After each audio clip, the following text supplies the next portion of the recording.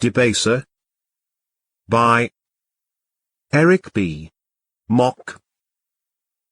Exterior the Montgomery residence. Evening, Super, September 1992, Stonebriar, Ohio. An impoverished small house is in view. The yard is well kept. A miniature statue of Jesus resides in the grass. A tiny, beat-up car is parked in the driveway. Interior living room. The room is filled with an exuberant amount of Jerry Lee Lewis memorabilia, a floor model TV, a love seat that has seen better days, a tacky-looking armchair, a metal cross on the wall and a stained coffee table that has a large can of beer on it. Jerry Lee Montgomery, a young man approximately 16 years old, is sitting in an armchair channel surfing. A middle-aged woman, Miss Montgomery, walks into the room. She is wearing an apron and carrying two foldable one-person tables. She opens one up and puts it in front of Jerry. Then she opens another and puts it in front of the love seat. Have you found the channel yet? She pulls out two sets of utensils that are wrapped with paper towels from her apron and sets one on each table. Earth to Jerry, I asked you a question. Sorry, Mom, no I haven't. What channel did you say it was supposed to be on? Channel 56. Hurry dear, it's going to be on in a couple minutes. She quickly steps out of the room. Jerry pushes in the numbers 56 on the remote and the TV changes to this channel. A ridiculous 90s as seen on TV product commercial is being advertised. The mother enters the room again. She is no longer wearing the apron. The Jerry Lee Lewis t-shirt she had on underneath can now be seen. She also has on a pair of oven mitts. In each hand she is holding some very unsavory-looking fish stick microwave dinners. She lays one down in front of her son and slips out of the mitten while it's between the table and tray. She does the exact same with the foldable table in front of the love seat. Miss Montgomery takes a seat on the sofa. Her timing couldn't be better because the program she had been waiting on starts playing. It's a Jerry Lee Lewis concert from the 60s. Can you turn it up, please? Okay. The TV increases in volume a respectable amount. The two are deeply enthralled in the concert but eating here and there. A little bit of time passes and then the mom lets out a sigh. The concert has went on commercial break. This time it's some kind of canned meat, for something akin to Spam, is being advertised. I swear there are more damn commercial breaks these days than ever. It drives me nuts. The mom shakes her head in disgust. Jerry puts his fork down and begins to clear his throat. I wonder if Dad was at this show. This obviously strikes a nerve with his mom. Her mood sours. What did I say about talking about him during dinner time? Didn't I say that it makes me lose my appetite? Yes, Mom, you did. I'm sorry I forgot. He abandoned us, Jerry Lee. Don't you dare ever forget that. He left us when you were only 2 years old. He's not worth our time to ever talk about, especially during dinner. Now hurry and eat your fish sticks before they get cold. Jerry begrudgingly speaks up. Yes, ma'am. His mom grabs the beer and begins to guzzle it down. Exterior the Montgomery residence. Evening, Super, May 1994. The yard this time needs mowed. Parked beside the car is an additional vehicle. It's an 80s model large white van with a sliding door. Interior living room. Jerry's mother is sitting in the armchair reading a biography about Jerry Lee Lewis. The room is identical to how it looked 2 years prior. She turns the page and takes a drink from a flask that she is concealing in her bust and then tucks it away. She begins reading again when she hears a knock at the door. Well hell, who could that be? Miss Montgomery lays the open book on the arm of the chair and starts walking to the door. Interior bathroom. A boombox is sitting on the counter of the sink. Some early 80s industrial music is coming from it. Jerry is standing in the bathroom. He is wearing an extravagant wig and makeup. Jerry begins to put lipstick on when he hears banging on the door. Interior hallway. Miss Montgomery stands before the bathroom door. Jerry, open up right now. She reaches for her flask again and takes a quick swig and then stuffs it away before she knocks again on the door. I'm not saying this again. Open this goddamn door. The volume of the music becomes barely a whisper and then the door opens up to nothing more than a crack. Jerry, holding the door steady, brings his head to the opening. He is no longer wearing the wig. Is there something wrong, Mother? Yeah, there's something wrong. The fucking landlord came over to bitch me out because you haven't mowed the yard yet. What? Really? I'm so sorry. I meant to do it today but I got sidetracked. It should have been done 2 weeks ago. She squints and the look on her face turns foul. She has noticed Jerry's makeup. Are you fucking wearing makeup? Jerry's eyes widen. Open this door. Let me in there right this fucking second, boy. She forces her way into the bathroom. Jerry trips and falls on his back. His head hits the bathtub. Pain shoots across his face. He reaches and grabs the back of his head. Ow! You look like a faggot. You should be ashamed of yourself. And this music you are listening to is the devil's music. You're on your way straight to hell. But don't you worry, no don't worry one single bit, boy, because I'm going to beat the fucking sin right out of you. She reaches down and grabs the plunger. No, Mama, don't! Please, I'll never do it again! She swings with all her might and strikes him across the face. He winces in pain. Afterwards tears are seen rolling down his cheeks and blood is trickling out of his mouth. Please stop, Mama, please! She begins hitting him repeatedly until the plunger handle snaps. Jerry is bloody and whimpering. His mother is breathing heavily. Now get cleaned up. It's your turn to fix supper. She grabs the boombox and leaves the room in a hurry. Jerry is left cradling himself and sobbing profusely. Exterior the Montgomery residence. Evening, Super, June 1995. The yard is much higher this time and the statue of Jesus can no longer be seen. There are bags of garbage all on the porch. The car is missing but the van is still there. Interior living room, liquor bottles are scattered everywhere and trash is strewn all over the place. Jerry is lying on the couch watching TV. It's another commercial. This time involving some guy dressed up as a giant dollar bill. He is attempting to persuade people to buy his book. Jerry gets up and walks towards the kitchen. Interior kitchen, most of the items in the cooking area are cheaply made. There is filth and clutter everywhere. Sitting in front of the microwave is a half-full bottle of alcohol with a note underneath it. Beside the sink is a collection of knives and one of them is obviously missing. Jerry opens the freezer up, grabs a Salisbury steak TV dinner and shuts the door. He walks over to the microwave and puts the frozen meal down on the counter. He then moves the bottle out of the way.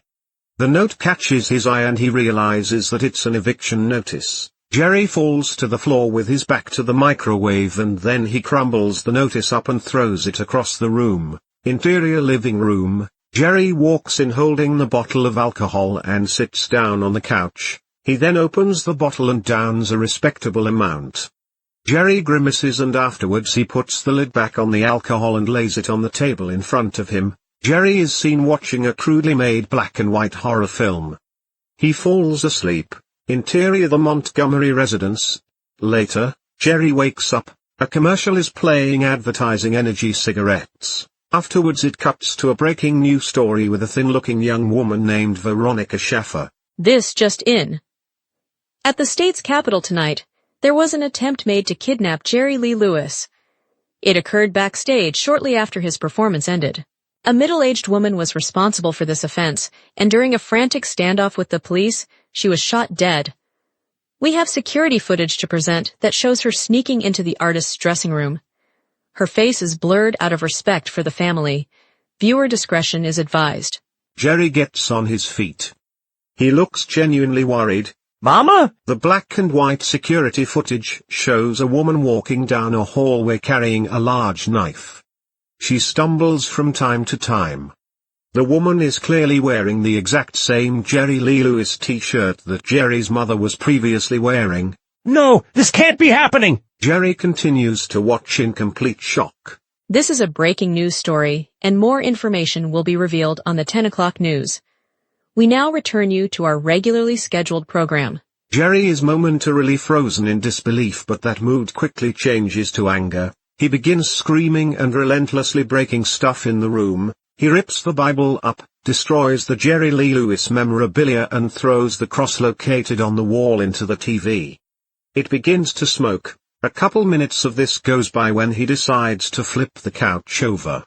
Doing so reveals an antique chest underneath. Jerry inquisitively stops and just stares at it. What the fuck is this? He gets down on his knees and proceeds to open it. It contains Nazi trinkets, a monocular with the name Ulrich Hans Fischer inscribed on it, a newspaper article that reveals that Ulrich was deported due to the Holtzman Amendment in 1978, and also intricate blueprints for the Debaser, which is some sort of experimental appendage attachment device that was used to aid maimed Nazi soldiers. Father? Jerry lays each individual item on the floor in front of him.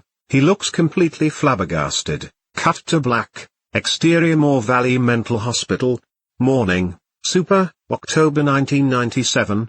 Moore Valley, Ohio. A distinguished-looking mental hospital is front and center. It looks like it was built within the last decade or so. Jerry's van is in the parking lot. Interior hallway. A robust guard who goes by the name of George walks in front of a female doctor named Dr. Miri. She is wearing glasses and has a severe case of resting bitch face. They're making their way down a long narrow hallway with locked cells on one side, and on the other side are windows with bars on them. The nurse did give her the special medicine I requested, right? Yes, ma'am, she sure did. Wonderful. They stop outside of one of the cells. Dr. Miri peers inside. Interior Desiree's cell. A small table with a drawer, a bed and chair are the only furniture in the room. The walls around the cell are filled with several dozen drawn pictures of penises. Some are drawn with black paint while others appear to be drawn with blood. Used tampons lie below the latter pictures. Inside we see a lovely, pale 19-year-old young woman. She is wearing all white and sitting in the fetal position on the bed. Her name is Desiree Lynn Tillman. The door begins to open and Desiree runs and hides in a corner. She begins to shake. Please. Don't hurt me. I've been a good girl lately. Desiree, I'm not going to hurt you. I want to help you. My name is Dr. Miri. I'm new around here. Would you please come with me? Desiree slowly turns around. George walks through the door. He pulls out some restraints and starts to approach her. She is again stricken with fear. George, put those goddamn things away. We won't be needing them. Dr. Miri walks into the cell. Doc, she's dangerous. Haven't you heard what she's done? I'll be the judge of that. Come on, dear. Dr. Miri extends her hand to Desiree. She carefully stands up and walks over to the doctor and grabs her hand. They exit out of the cell with George in tow. Interior hallway. The three walk down the hallway. Desiree and Dr. Miri are still holding hands. Desiree is looking around in bewilderment. Interior Dr. Miri's office. A rather neat-looking office is shown. It has everything you typically find in a therapist's office. A metronome is sitting on the doctor's desk. There are candles situated in different strategic spots around the room. Desiree and Dr. Miri walk through the door. Miri shuts the door behind them. Would you like something to drink? Some tea or water, maybe? No thank you. Very well. Have a seat, Desiree. She points at a leather chair that looks very comfortable. Desiree has a seat. Dr. Miri walks over to her desk and sits down in a swivel chair. So it appears to me that you haven't made much progress since you started staying at this facility. Also, you've mostly been locked away in your cell. What a shame. Yeah, they don't let me out much. They are all afraid of me. Well, I'm not afraid of you, dear. Like I said, I think I can help you. Okay, I'll bite. What do you think is wrong with me? Freud would say that you have some acute form of penis envy going on. I wouldn't really agree with that assessment, though. Nevertheless, I promise you, whatever the case might be, we will get to the root of your problems. Desiree twitches in her seat. I want to try something with you today. You see, I'm not just any typical doctor, I'm a hypnotherapist. I think through the use of hypnotism, we can learn a lot about your dilemma. Are you up for giving it a shot? If you think it'll help, sure, why not? Fantastic. Dr. Miri uses a dial on her desk. The lights in the room begin to dim. She gets up and begins to light a few of the candles. Dr. Miri then returns to her seat and starts the metronome. Afterwards she pulls out a fancy-looking pocket watch. I want you to focus on my voice and the watch. All right. She begins to swing the watch side to side. I'm going to slowly count backwards from 100. Try your best to concentrate. Dr. Miri begins counting down at a nice pace. Before too long Desiree's eyes start to close and she begins to drift off. Exterior Cogra High School. Evening, Super, August 1995. Cogra, Ohio. A picturesque, modest-looking high school is in view. Nothing out of the ordinary or noteworthy can be seen. Interior algebra classroom. The room has a chalkboard and the desks are spread out a good 2 feet or so. An algebra teacher named Mrs. Augustine is lecturing her students. Most of them aren't paying her any attention. Desiree is shown seated at a desk wearing goth attire. She appears to be drawing something in a sketch pad, but the image is never revealed. Sitting to the left of her is a jockish-looking young man. His name is Lance Thornton. He is busy licking his lips and undressing Desiree with his eyes. The teacher begins to write an equation on the chalkboard.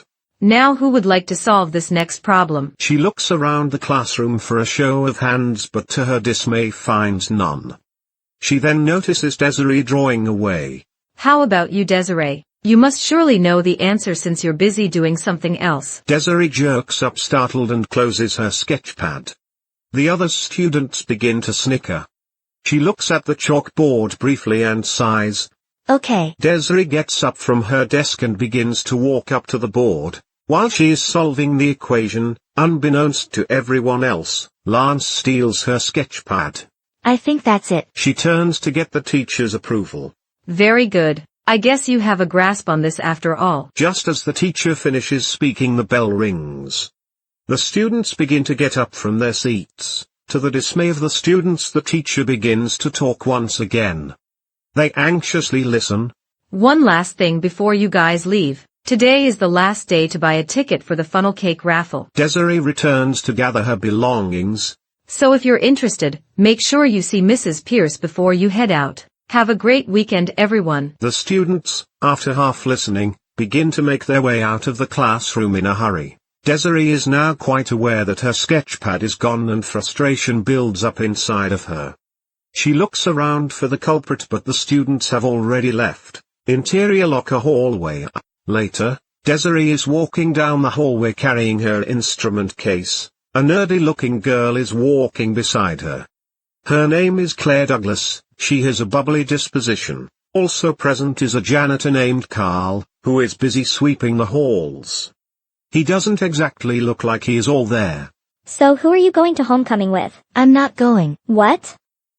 You have to go, and I know just who with too. Lance Thornton. It's no secret that he has a crush on you. That guy creeps me out. He's been obsessed with me since elementary school. Well, can you blame him? You are a babe. Claire smiles at Desiree. Look, I gotta go. My mom's waiting for me. I'll call you later tonight. We can talk more about homecoming then. Desiree looks obviously annoyed. She sighs. Okay, later, Claire. Claire stops, turns, gives her a cringe-worthy wave goodbye and then scuttles down the hallway. Desiree makes it to her locker and opens it up. A variety of textbooks and art supplies can be seen inside the locker. A pair of large scissors is in clear view. When she opens the locker, a folded note falls to the ground. She bends down and picks it up. The note reads, "Meet me at Sex Rock tonight at 8 or I'll show everyone your sketchpad tomorrow." Anger gets the best of her. She rips the note to shreds, throws the bits on the floor and then tosses her instrument case inside. Afterwards she grabs her backpack and then slams the locker shut. The janitor walks over and sweeps up the shredded paper. He shakes his head. Fucking kids, no respect for anything. Exterior Sex Rock. Night. A tranquil, secluded cliff in a wooded area is overshadowing a large lake. Desiree comes walking down the dirt road. She's wearing a hoodie over top of her school clothes. She stops at the infamous Sex Rock. She rolls her sleeve up and hits the glow light on her wristwatch. It reads 7:55. She looks around but sees no one. Look, I haven't got time for this bullshit. Where are you? Calm down, sweetheart. Don't get your perky tits in a bind. Lance lets out an unsettling laugh and seconds later the brightness of a flashlight hits Desiree, causing her to shield her eyes. Lance then steps out from the shadows with a Cheshire Cat grin. He is holding the sketchpad in his hands and wearing a high school varsity Letterman jacket. Lance, I fucking had a feeling it was you. Look, if you give me back my sketchpad and swear to never tell a soul about what you saw in it, I'll go to goddamn homecoming with you. That's what you want, right? Oh, you're going to do more than that. From here on out you're going to be my little slut. He makes kissing sounds with his lips. Desiree is repulsed. I've been fantasizing about you since elementary school. I mean, I jerk off to your yearbook pictures every fucking night. He winks. Desiree's face grows red. You got to be kidding me. Look, just give me the fucking book back, please. Lance ignores her pleas and shines the light at the sketchpad, revealing page after page of intricate drawings of penises. I have to admit, I was shocked to see what was on these pages. You sure are one weird kinky chick, aren't you? It's not what you think. Bullshit. You want dick that's clear as can be. So how about I give you what you're craving? Lance shoves the sketchpad in his jacket and walks over to Sex Rock. He's now standing only a couple feet away from Desiree. She begins to inch back. Hey yo, don't be that way. I promise that you'll like it. He unbuttons his pants and they fall to the ground. Afterwards he pulls out his small, erect penis through the slit in his boxers. Desiree flinches. She then does the unexpected and gets down on her knees. Now that's the spirit. Oh fuck yeah. She gently begins to caress his member. His eyes start to roll back into his head and then out of nowhere a loud snip is heard. Lance lets out a gut-wrenching scream. Desiree has cut his penis off with the pair of scissors we saw earlier in her locker. A rather large amount of blood shoots out onto the ground and onto Desiree's jacket. Lance drops the flashlight. You fucking bitch. Look what you've done to me. I'm going to fucking kill you. Desiree stands up and starts to back away. Before she can, he grabs a hold of her neck and begins to choke the life out of her. It looks as though she is going to pass out, but right before she does, Lance's arms go limp. Desiree has drove the pair of scissors straight into his heart. Blood begins to trickle out of his mouth. Frantically she reaches into his jacket, grabs her sketchpad and then removes the scissors from his body. Blood comes pouring out of the stab wound. He begins to stagger backwards, tripping on his own pants in the process, and then he falls right off the cliff. A loud splash is heard momentarily. She tries to catch her breath as a look of overwhelming shock engulfs her. Cut to black. Over black, the sound of knocking is heard. Interior Desiree's bedroom. Before noon. Inside we see a messy-looking bedroom with dirty laundry all over the place. There is a bed and a nightstand with a lamp on it. A poster of 9 Inch Nails is on the wall and a small TV is in the corner covered in morbid stickers. Desiree is lying in her bed asleep. Knocking is heard again, obviously coming from her bedroom door. Desiree's eyes open. Desiree? Are you awake? Claire is here. Desiree, still half asleep, answers. Tell her I'll be out in a minute. Okay honey, I will. Interior kitchen. A very quaint-looking trailer interior is shown. There are plates, silverware, drinking glasses, a bottle of orange juice, butter and syrup on the kitchen table. Sitting at the table is Claire and Jackie. They're laughing about something. A bulky middle-aged man is frying up some pancakes. His name is Joe. Desiree walks in yawning. There's the sleepyhead. Did you get enough rest? Yeah, I think so. Me and Claire were just talking about that time when you were 3 years old and you packed a suitcase and told us that you were leaving. Jackie lets out a hearty laugh. Mom, that's embarrassing. Quit telling that story. I thought it was adorable. Sorry kiddo. You've always been very independent. That's one of the reasons why me and Joe don't mind working second shift at the factory and leaving you here by your lonesome. Joe walks over with a stack of pancakes. Sit down sweetheart and dig in. Desiree takes a seat at the table. Joe begins putting the pancakes on the plates. He then takes a seat himself. Why are you here so early, Claire? Well, you wouldn't answer the phone last night, so I figured I'd pay you a visit first thing today. Desiree starts buttering her pancakes. Yeah, sorry. I crashed early. That's unusual for you. You usually stay up late on Fridays. Desiree passes the butter to her friend and grabs the syrup. She's still busy growing, Joe. That's true. Won't be long until she's out on her own. Don't say that. You're going to make me tear up in front of Claire. Ah. Desiree puts her fingers in her throat, emulating vomiting. The others begin prepping their pancakes. So Desiree, do you want to catch a movie this afternoon? Mortal Kombat is playing, and it's supposed to be killer. You girls aren't planning on sneaking into an R-rated movie, are you? Actually, it's only rated PG-13. Claire giggles. Oh, okay. He takes a bite. Sure, I guess we can do that. Cool. So my dad told me before he left this morning that Lance's parents called the station saying that he didn't come home after football practice yesterday. He said it's probably nothing to worry about though. Claire takes a ginormous bite. Desiree is caught off guard by this news. He's most likely nursing a hangover. Desiree's mom looks shocked that her partner would say this. Joe. What? I'm just telling the truth. You know I was a teenager myself once. Even used to throw the old pigskin. They called me Joe the Untouchable. Desiree pours herself a glass of OJ. Be honest. No one ever called you that. Jackie takes a bite. Well, you're right, but I like to pretend that they did, before I tore my damn ACL anyways. I still can't imagine you ever playing sports. Desiree and Claire are steadily scarfing down their food. Oh, well, I did. I started with baseball in elementary school. My parents thought I was going to be a star athlete. Little did they know that I'd be a boss at the local stone factory instead. Life is funny like that. Desiree gets up from the table. Dang, you're done already? Yup, it was delicious. Hurry up, Claire. Let's get out of here before they drag us any further down memory lane. Claire has her mouth full. Okay. Desiree chugs the glass of OJ. Would you two like a ride to the theater? No thanks. We'll walk. It's not that far. Claire pours her a glass of OJ and begins to drink it. All right, dear. Well, don't be out too long. It's board game night. She smiles as she says this and Claire gets up from the table. Okay, I won't. I'll see you two later. Bye, girls. Have a good time. The pair of teenagers begin walking to the door. They grab some jackets that are hanging nearby. Exterior suburban neighborhood. Noon, Desiree and Claire are walking down a windy sidewalk in a peaceful neighborhood. So have you given homecoming any more thought? I told you I'm not interested, Claire. Oh, but it'll be so much fun. I think your idea of fun and mine are two very different things. Around this time a cop car comes driving from behind them. They turn and look at it.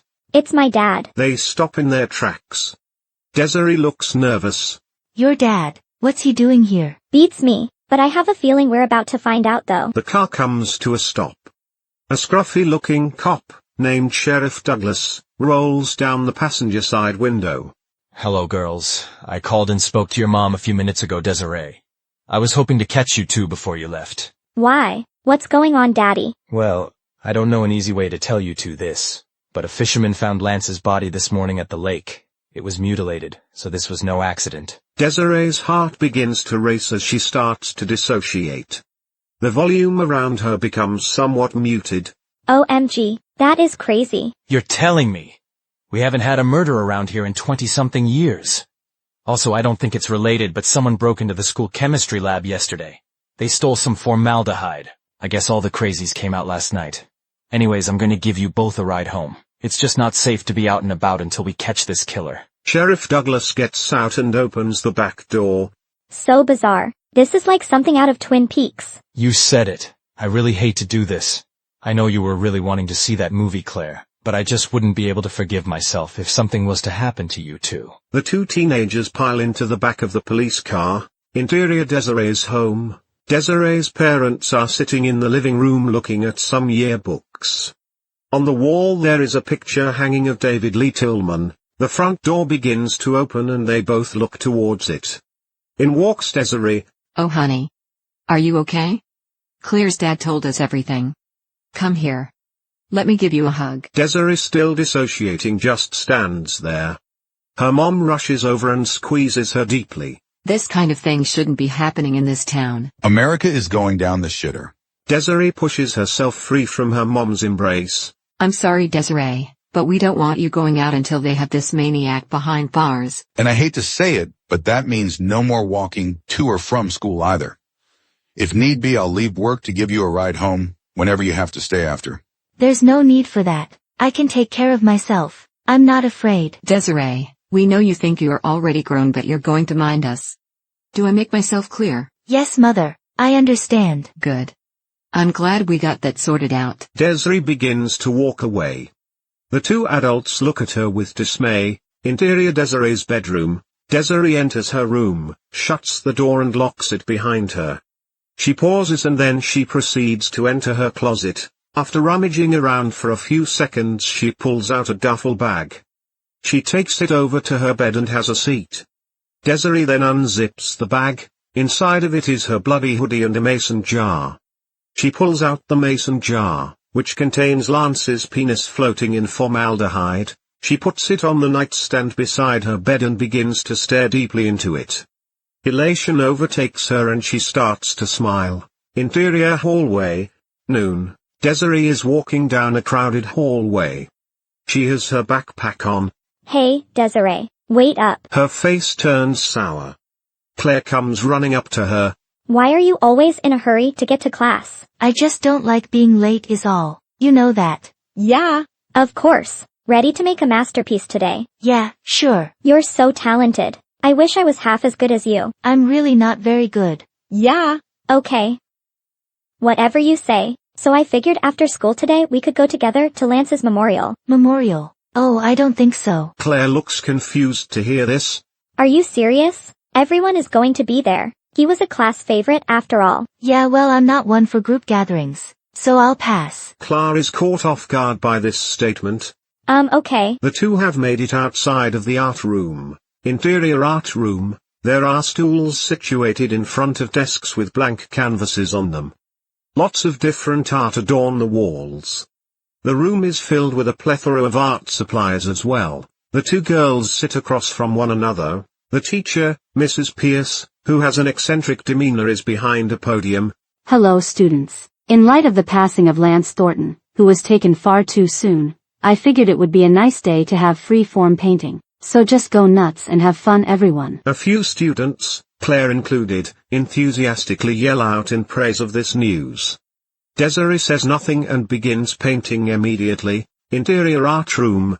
Later, the students have all been steadily working on their artwork. Claire has painted a very amateur-style cat. Desiree's painting is not revealed. Hey, Desiree, can I borrow a thin brush? Claire looks over at Desiree and is shocked at what she sees. Blood has dripped all over her desk. Desiree appears to be disoriented. Oh my god, Desiree, your nose is bleeding. The other students look at Desiree with worried faces. The teacher gets up in a panic. Desiree snaps out of it and covers her nose. She takes a look at her painting and is shocked at what she sees. She has drawn a rather bulbous-looking penis. Before anyone notices though, she grabs a cup of paint and throws it all over her artwork. Mrs. Pierce rushes over to Desiree. Desiree, sweetheart, hold your nose and tilt it back. Let's get you to the nurse's office. Students, I'll be back momentarily. Please just continue painting. Desiree does exactly what the teacher says and gets up from her seat. Mrs. Pierce puts her arms around her and begins to escort her. Exterior hallway. Later, Desiree exits out of the office. There is a trail of blood leading all the way there. The hallway is vacant except for Carl. He is busy mopping up the blood. They cross paths but do not look each other in the eyes. A few feet down, Desiree darts into an unused classroom that is being used for storage. The janitor does not seem to notice. Help, please help me. Carl hears this and drops his mop. He begins to limp over to the room that Desiree entered. The door is open and the lights are out. Exterior storage room. The janitor slowly inches into the room. Hello, miss. Are you all right? Carl completely enters the room. Miss, are you in here? The door shuts behind him. Sounds of a struggle and muffled cries from Carl can be heard. Exterior Desiree's home.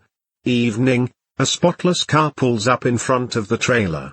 Joe is driving and Desiree is in the passenger seat. Interior Joe's car. The car is still running. Okay, Desiree. You have a good evening. Thanks. I'm sure I will. Bye, Joe. The passenger door opens up. Desiree turns towards it. I'll see you later. Desiree gets out of the vehicle, shuts the door and starts to walk to the trailer. What a great kid.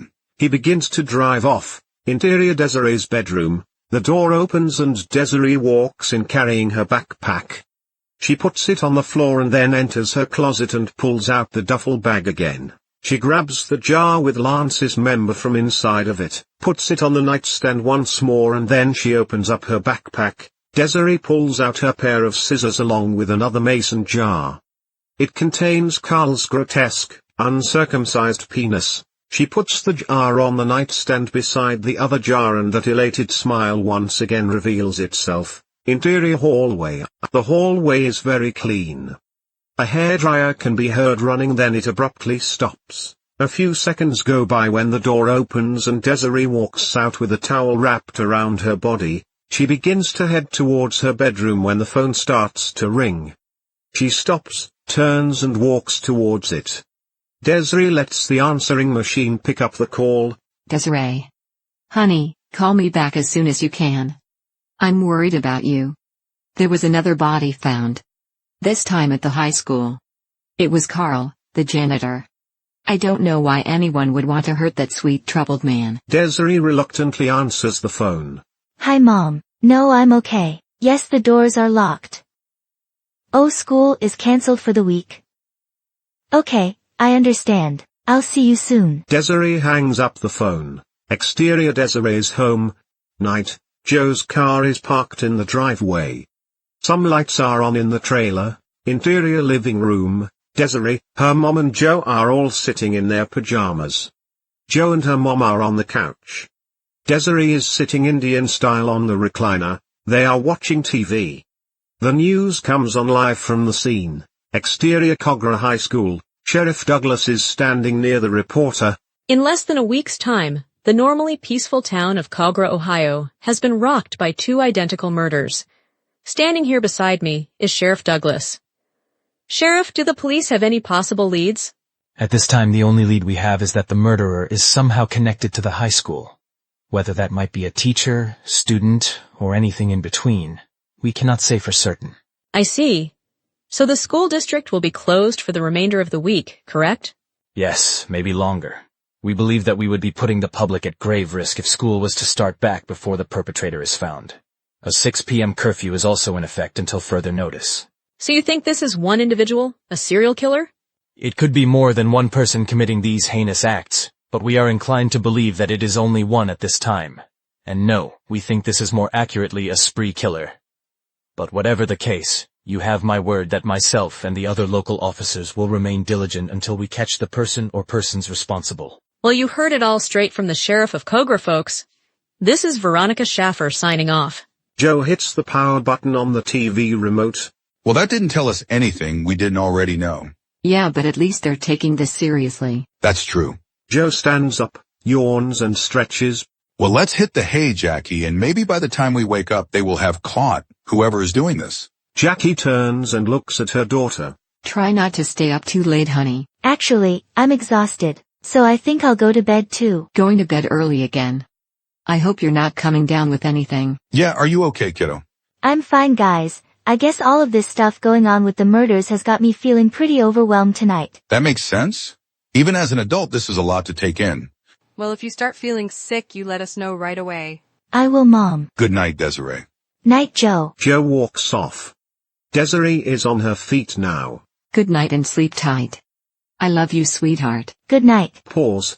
I love you too. Jackie smiles and the two go their separate ways. Interior Desiree's bedroom. Desiree climbs in bed, covers up and turns the lamp off. Exterior foggy field. Late night. Desiree is walking alone in a field that desperately needs to be cut.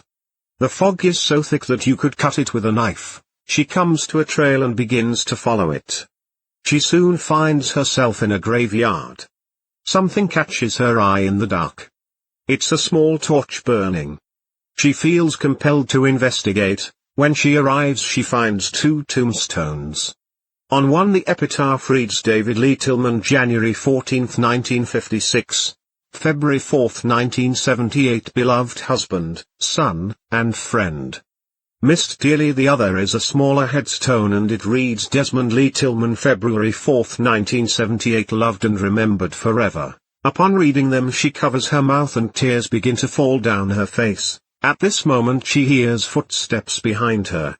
She turns and sees a figure dressed all in black. Their face is obscured by the darkness. This is Desmond Lee Tillman. Desiree is startled but remains still.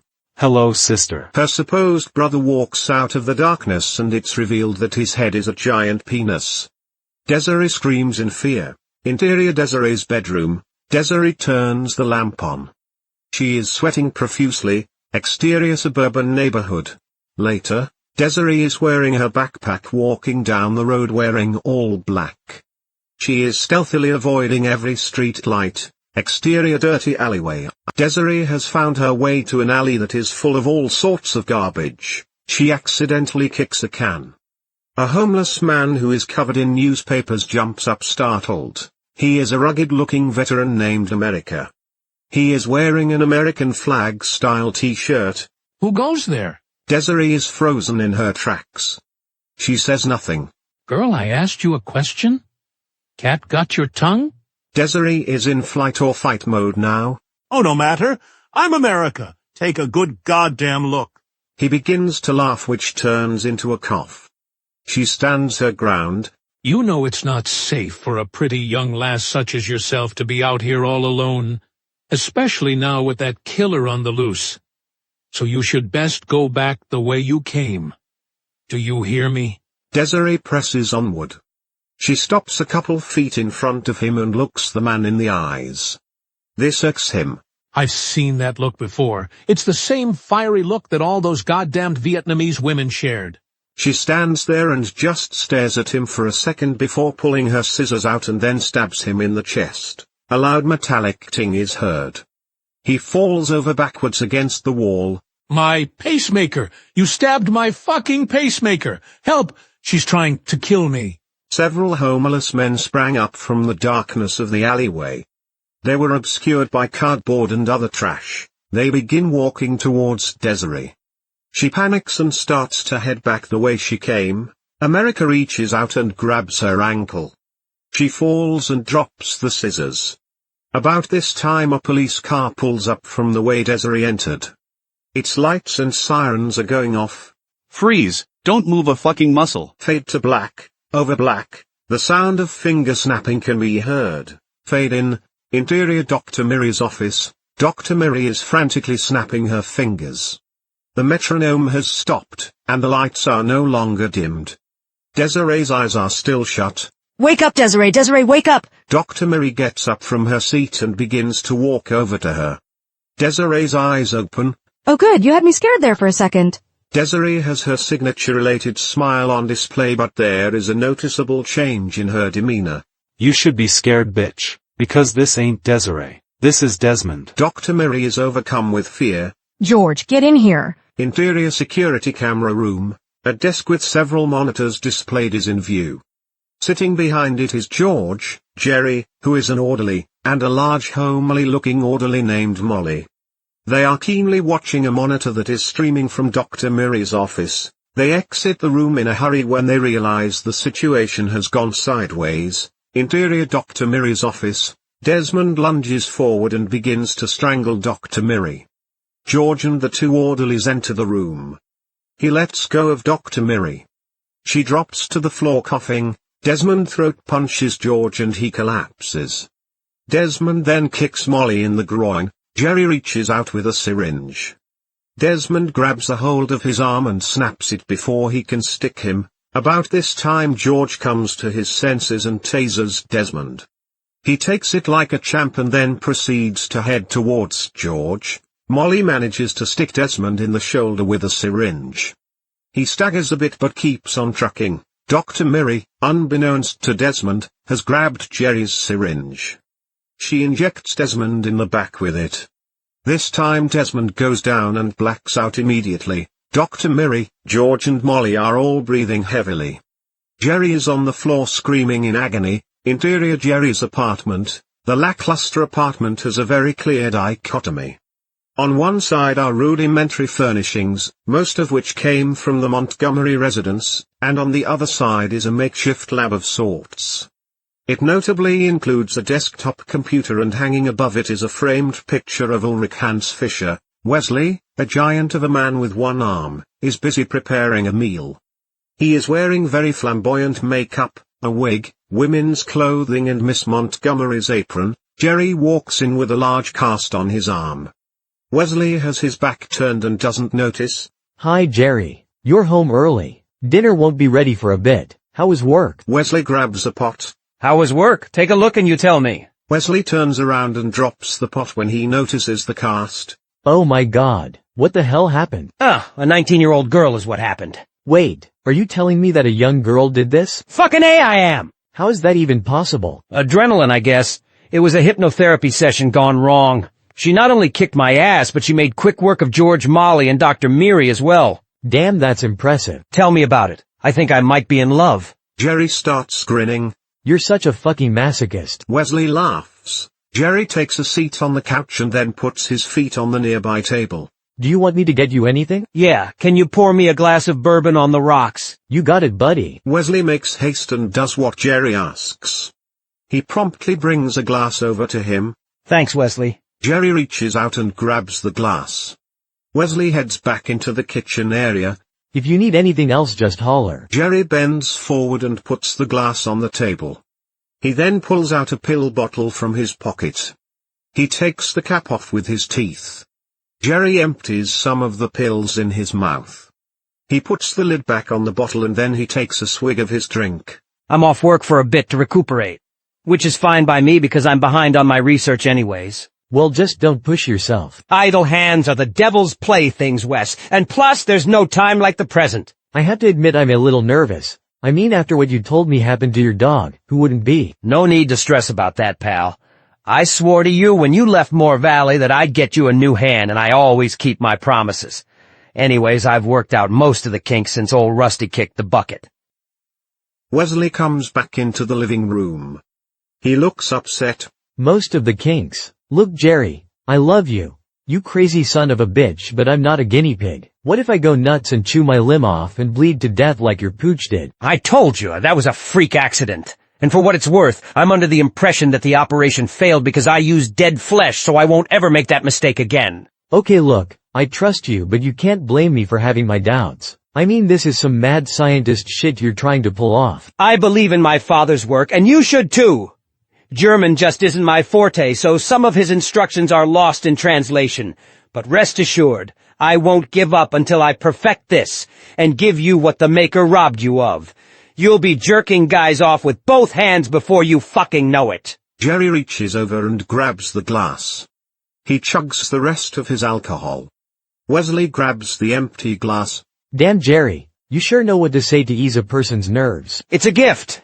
Now if you'll excuse me, I'm going to go lie down. Okay, have a nice rest, Jerry. Thanks. Jerry, with a look of pain, gets up from the couch and begins to walk away.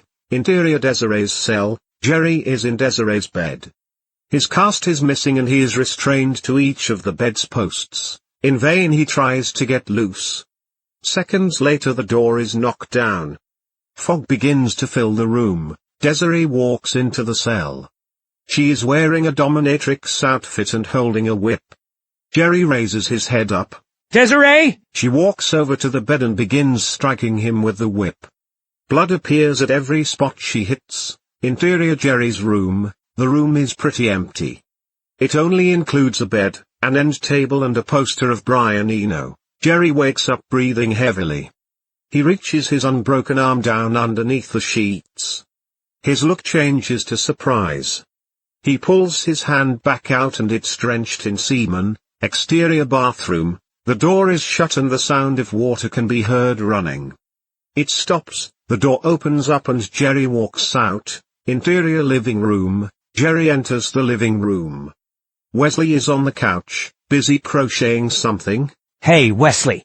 Do you want to drive me over to Cogra today? It's about 20 miles away. I need to check something out at their library. Sure, I could use some fresh air anyways. Awesome. Interior Cogra library. Jerry is alone on the floor sitting behind a microfilm reader. He is busy scanning through some newspaper articles from Cogra. Jerry comes across information pertaining to Desiree's crimes and arrest. One of the articles has details about America who, after helping to catch her, was given the keys to the city. So her story does check out. Interior Cogra library. Later, Jerry is printing off a newspaper article that has a large picture of Desiree on it. Exterior gas station. Night. Super. 1 month later. Red Hill, Kentucky. A small gas station is in center view. Only one vehicle, a 4-door dilapidated Cadillac, is in the parking lot. Interior gas station. The store is set up in a traditional manner. Located on the magazine rack by the counter is a ridiculous tabloid newspaper.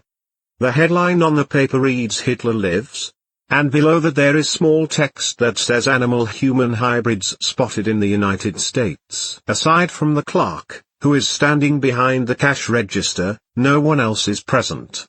Holland is his name.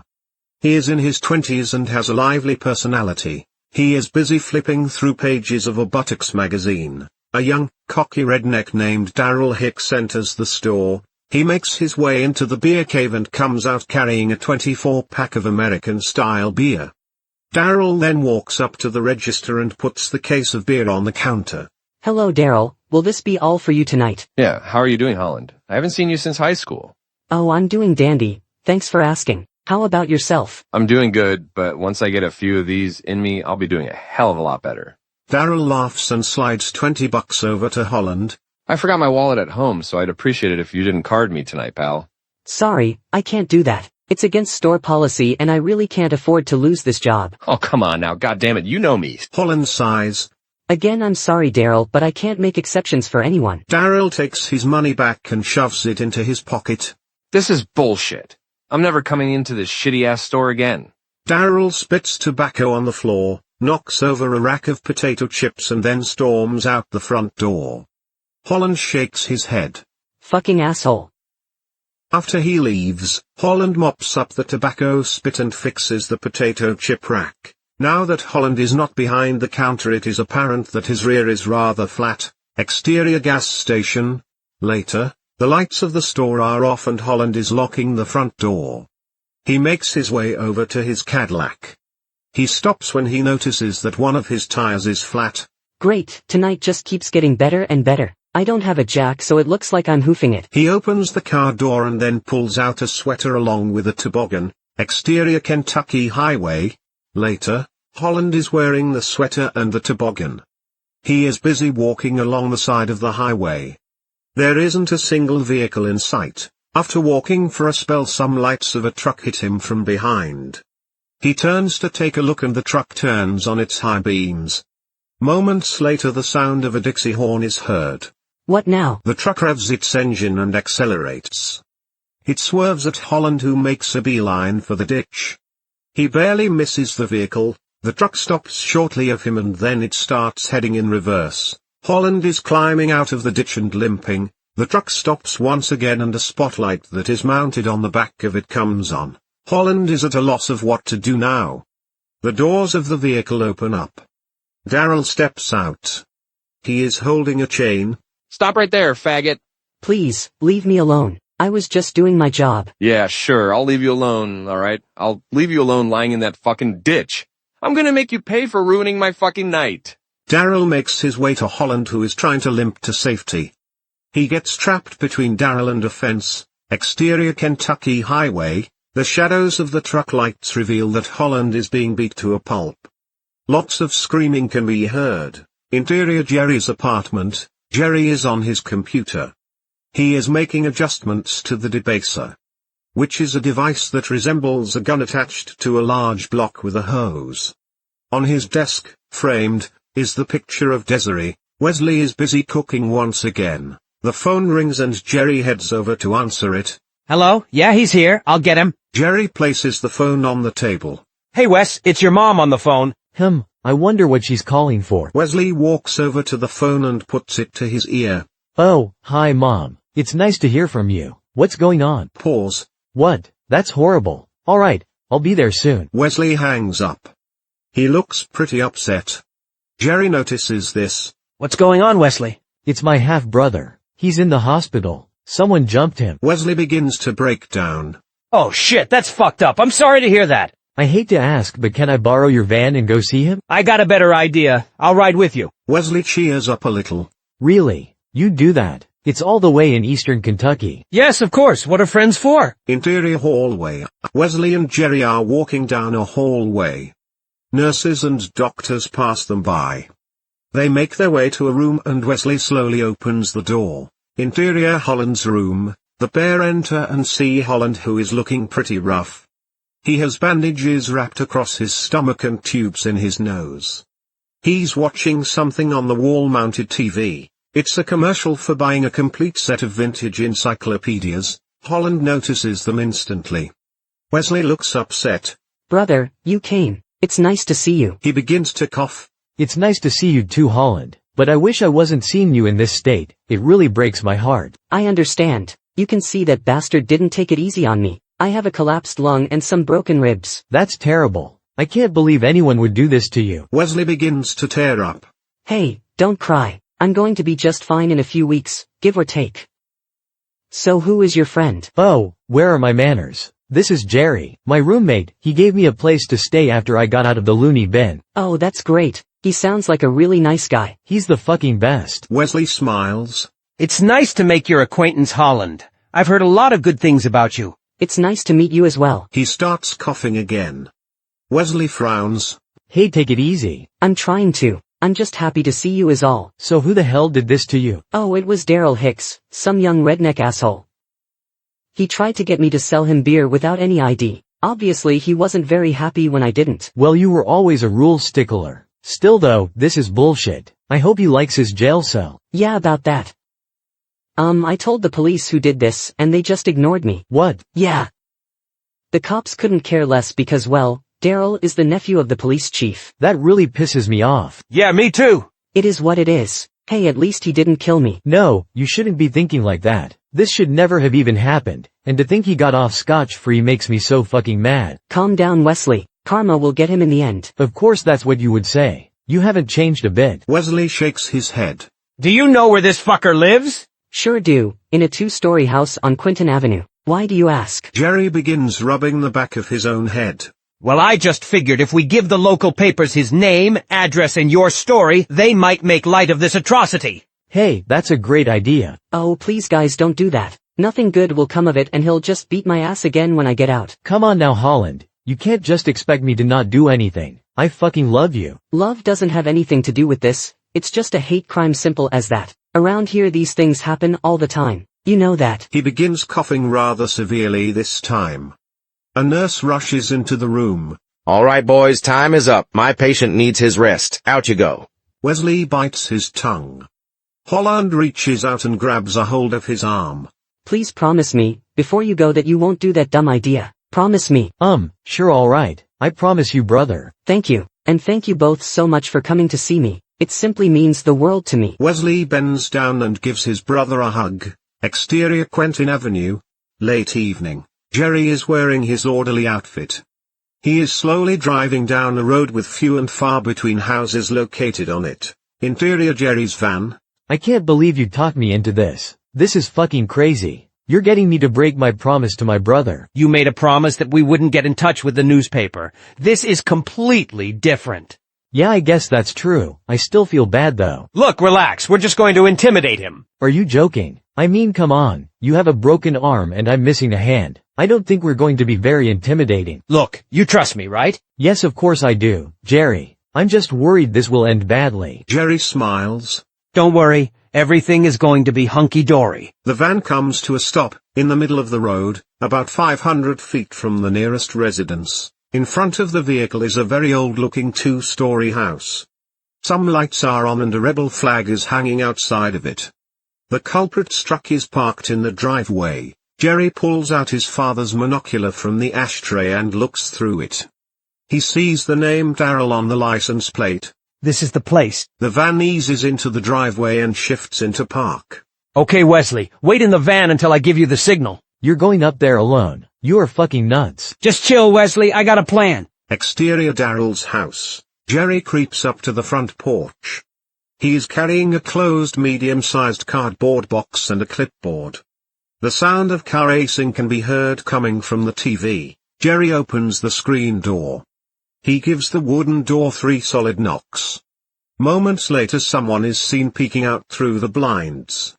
Daryl opens the door and lets out a beastly burp. Yeah, what the hell do you want? Oh, hi. I'm sorry to bother you, but I have a package here for a Mr. Daryl Hicks. That's me, but I'm not expecting anything. Please, sir, if I can just get your John Hancock, I'll be on my way. Jerry extends the clipboard to Daryl. Daryl grabs it aggressively. Sure, anything to get your dumbass off my property. Daryl turns and begins to sign it. Hey, wait a second, this is just a blank goddamn piece of paper. Jerry quickly pulls a syringe out of his pocket and sticks Daryl in the neck with it. He instantly drops to the ground. Interior Jerry's van. Wesley sees this and is taken by surprise.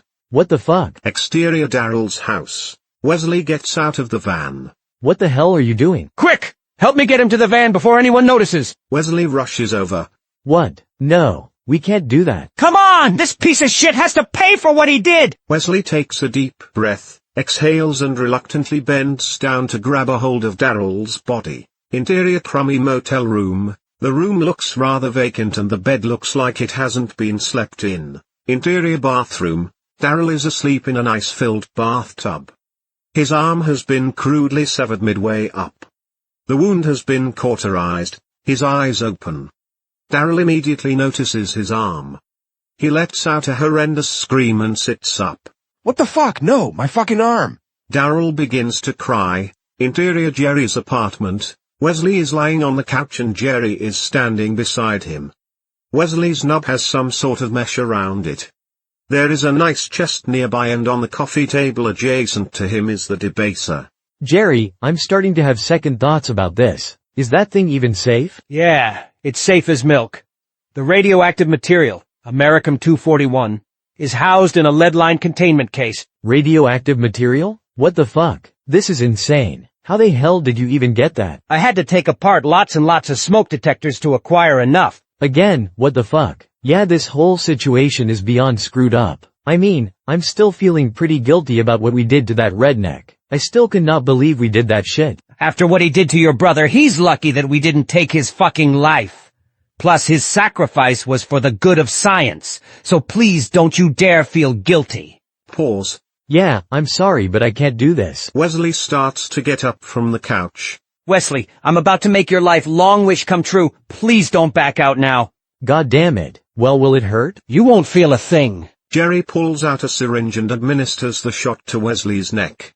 He loses consciousness. Fade to black, fade in. Interior Jerry's apartment. The Debaser has been put away and there is now an apple sitting on the table.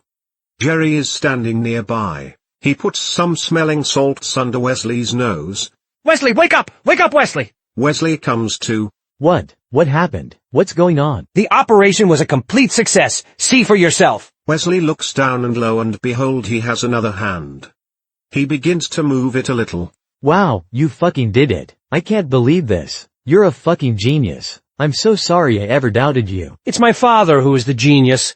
I just followed his blueprints and made some modern adjustments. You fulfilled your promise. I'm so happy I could kiss you. Please don't do that. How do you feel? Any pain? None whatsoever. For the first time in my life I'm a whole man. Thank you so much, Jerry. I'm even more indebted to you now. You don't owe me shit. I'm just glad I could help. Let's test your reflexes. Alright, sure. Jerry grabs the apple and tosses it to Wesley.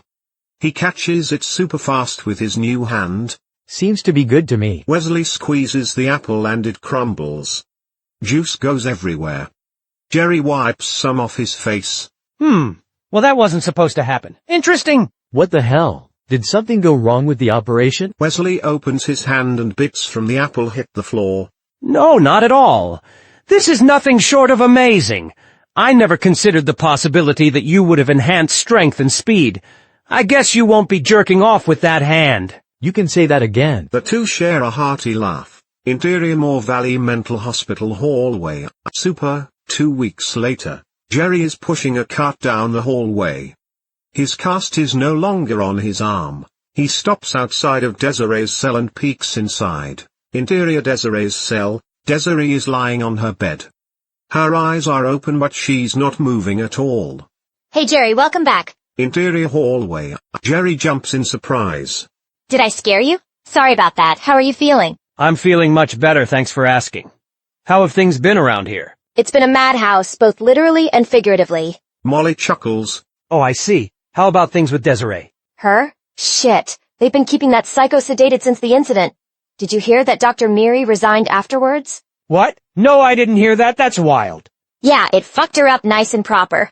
Actually, Desiree is going to be relocated at the end of the week to Jackson City. Wow, really?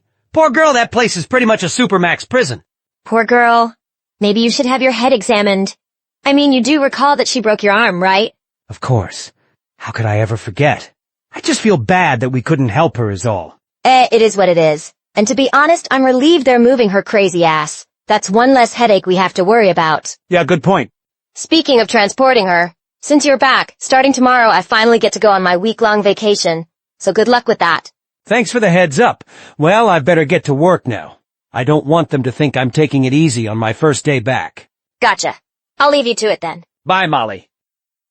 Molly walks past him and Jerry gives Desiree one last hard look before he leaves. Interior Jerry's apartment, Wesley is sitting on the couch.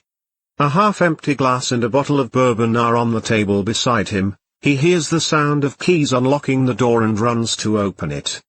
Jerry is standing before him. Hi. Jerry still has his keys extended. Jerry, you're finally home. I'm freaking the fuck out. Jerry walks through the door and shuts it behind him. What's going on, Wesley? How's the hand? Oh, the hand. It's great, except for the fact that it's fucking evidence. I got to show you something. Okay. Wesley rushes over to the TV and hits play on the VCR. I recorded this earlier this afternoon. You might want to have a seat. Sure, alright. Jerry takes a seat. The TV shows a news broadcast with Veronica Schaffer. Police are looking for a suspect in a bizarre crime that happened in eastern Kentucky last week. The screen cuts to a crudely drawn image of a man that kind of looks like Jerry if you squint. The suspect apparently posed as a delivery driver and kidnapped 20-year-old Daryl Hicks from his home. The screen transitions to a picture of Daryl Hicks. He was sedated, and when the young man woke up 50 miles away in a motel, he had discovered that his arm had been severed just below the elbow. No other information is available at this time, but the police are urging the public to contact local authorities if they can identify this person. Also, Daryl's family is offering a $10,000 reward for any information that could lead to the suspect's arrest. The tape cuts off a few seconds later. This is what has got you so worked up. Jerry laughs. This is bad, Jerry. They're going to find us and lock us both away for life. I'm fucking scared. Have another drink or two, Wesley. I'm not even slightly worried. What? Why not? Well, first, that picture doesn't look anything like me. If anything, it fucking looks like Franklin D. Roosevelt. Jerry snickers. Wesley fills his glass up. And secondly, I covered our tracks. I made sure to pick the shittiest motel I could find, one that didn't have even a single security camera. Wesley chugs his drink. Are you sure we're in the clear? I fucking promise, Wesley. I would never do anything to jeopardize us. Okay, maybe you're right. Maybe I'm just getting worked up over nothing. You definitely are. And besides, we got bigger things to worry about. What's that? Desiree. They are sending her off to a high-security mental hospital at the end of the week. If that happens, she will most surely be subjected to all sorts of terrible procedures until she takes her last breath. Desiree, the girl who broke your arm. Look, I know you got a crush on her, which is all kinds of screwed up, but this doesn't sound like a problem for us. Look, Wesley, I can't explain it, but something is compelling me to help her. We are her only hope. Wesley sighs. Well, what the hell do you suggest we do? Rescue her, of course, and I can't do it alone. I need your newfound strength. Wesley sighs. God damn it. I just had to get myself involved with the craziest son of a bitch on this planet, huh? Please don't make me regret ever meeting you. Don't worry, I got a plan. Wesley rolls his eyes. How'd I know you were fucking going to say that? Wesley grabs the bottle of bourbon and just as he's about to drink from it the glass shatters. Damn, Wes, you're going to have to learn to control that hand better. You think? Wesley shakes the liquid off of his hand. Interior Moore Valley Mental Hospital. Jerry is busy gathering up garbage when George approaches him.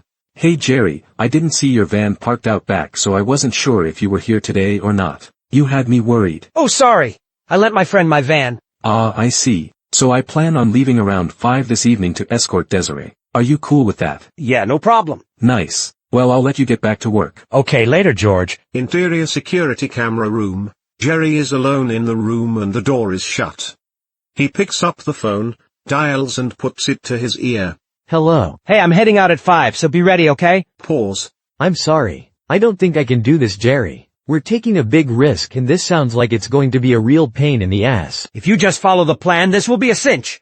I know you can do this, pal. But what if something goes wrong and we end up in prison? Nothing is going to go wrong. Just try and have a little faith, all right? Wesley sighs. I believed in you so far and it has only made my life better. I guess I can follow through with this. That's the spirit, Wesley. Look, I gotta go now. Okay. I'll see you in a bit, Jerry. Yep, bye. Jerry hangs up the phone. Exterior security van. Later, the van is heading down the road. There is minimal traffic. Interior security van. Jerry is riding shotgun with George. Behind them is Desiree confined to a stretcher. She is out cold. Moments later the vehicle comes upon a downed tree blocking the road. There is an adjacent gravel road nearby. The van comes to a slow stop. Just our fucking luck. Damn, I wonder what brought that down. Your guess is as good as mine. Now what are we going to do? I'm pretty familiar with this area. I have a friend who lives around here. If you take that side road, it'll get us to our destination, but it'll add an extra 20 minutes or so. Are you sure, Jerry? I'm positive. All right then, sounds like a solid idea. The van does a U-turn and takes the adjacent road, exterior security van. After driving for a short while, the van comes upon a crude tunnel with a stop sign and another sign that reads honk before entering. Interior security van. The vehicle comes to a stop. Shit, I fucking hate tunnels. Jerry sticks George in the side of the neck with a syringe. He passes out and his head coincidentally hits the horn. Jerry grins and pushes George off of the steering wheel. He takes the keys out of the ignition. Seconds later, Jerry's van exits out of the tunnel. Wesley is behind the wheel. He stops in front of the other vehicle. Exterior tunnel. Jerry and Wesley both exit from the vans. Jerry's vehicle is still running. Nicely done, Wesley. Nicely done. Thanks, I'm a nervous fucking wreck. Well, don't worry. The hard part is over with. Let's hurry and get Desiree into our van. The two run to the back of the security vehicle. Jerry unlocks it and promptly extends the ramp. He enters the back of the van and undoes the brakes on the stretcher. Jerry then starts to push it down the ramp while Wesley helps guide it. With the stretcher on the ground, Jerry pulls out a knife and cuts the restraints free from Desiree's limbs. Wesley grabs a hold of her armpits while Jerry grabs her legs. They then make their way to their respective van. Here, hold her for a second while I open the back door. Jerry opens the back door and climbs inside. The van is filled to the brim with lots of moving boxes. Wesley walks over with Desiree. Jerry reaches out and grabs a hold of her shoulders. He eases her inside onto a blanket. Wesley shuts the back door and then opens the passenger door and gets in. Jerry is in the driver's seat now. Wesley shuts the door and the van leaves in a hurry. Exterior derelict factory. Night/full moon. The van pulls into the factory and parks in a well-hidden area. The headlights go out and the interior light comes on. Interior Jerry's van. Jerry looks as lively as ever, however Wesley looks very weary. Now what? We're going to lie low for a bit, that's what.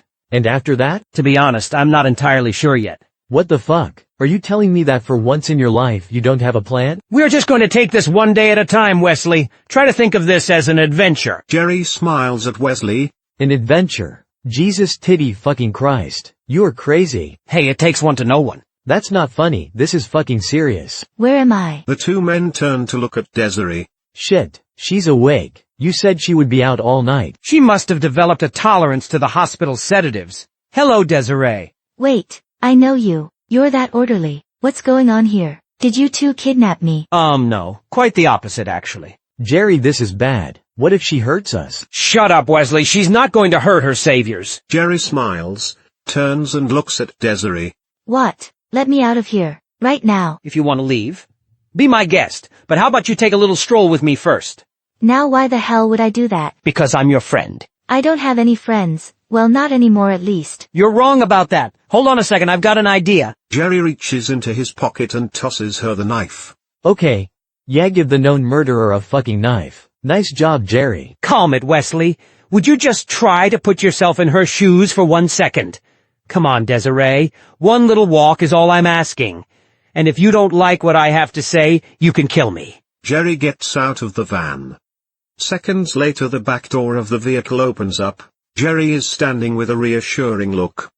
Desiree just stares at him and then moments later she also gets out of the van. Exterior derelict factory. The moon is shining bright. Desiree and Jerry are walking through some rubble. She is keeping a safe distance from him. Jerry stops by a column. He leans down and looks deeply at her face. You know, we went through one hell of an ordeal to get you out of there. And needless to say, but the police are definitely looking for us now. I didn't ask you to do any of that. Well, no, you didn't. That's true. But when I saw you, when I really saw you, I could see that deep down you were asking for help. Some real help. No one can help me. I'm fucking broken. I'm sorry, but I don't believe that in the slightest. I don't get you. I'm a stranger. You don't know anything about me. You're wrong about that. I know a lot about you, Desiree. Well, you must know I've killed people then. And so fucking what? Everyone's done bad shit. Wait, You were there when I had my incident at the hospital, weren't you? Yeah, I was there. In fact, you broke my arm. That shit really hurt, you know? And you still did all of this for me. You're a weird dude. Jerry rubs the back of his head. Let's just say it was love at first snap. Jerry snickers. Love. Are you saying you're in love with me? Something like that. But right now that's not important. What is important is for you to be happy. Happy? I've never been happy in my entire fucking life. Well, it's time we change that. Jerry and Desiree share a profound look with one another. Cut to black. Exterior laundry mat. Evening. Super. 5 years later. Anpel, Colorado. A moderate-looking car pulls into a rundown laundromat's parking lot. A bodacious woman steps out of the vehicle and closes the door. There is a purse hanging from one of her shoulders. She proceeds to open the car's back door and pull out a basket. She shuts the door and then wheels the basket inside of the laundromat. Holland's Cadillac pulls up and parks beside her car. The vehicle continues to run. The bodacious woman exits from the laundromat and walks up to her car. Wesley steps out of the vehicle, shuts the door and walks up to her. The woman's back is turned away. Hello, miss. The bodacious woman jumps up surprised. Shit, you scared the hell out of me. Wesley starts snickering. Oh, I'm sorry about that.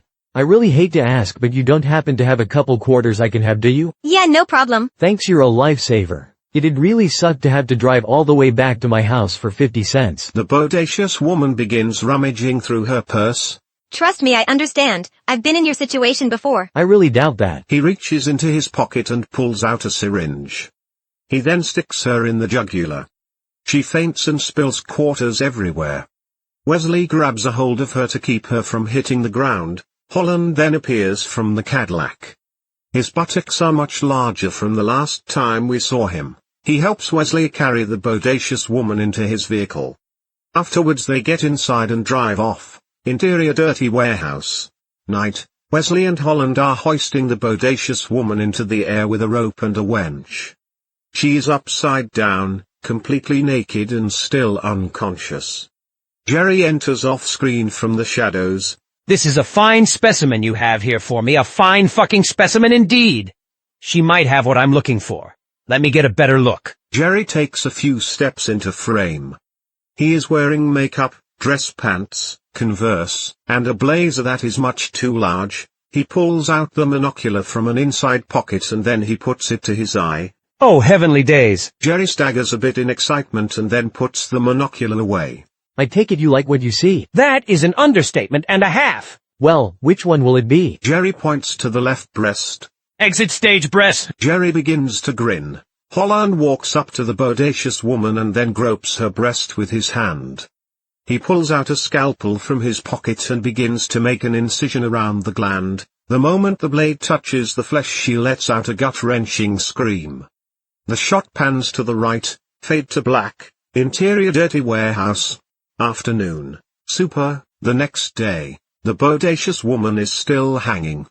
Her throat has been slit in the interim. From the left side of the building a door opens.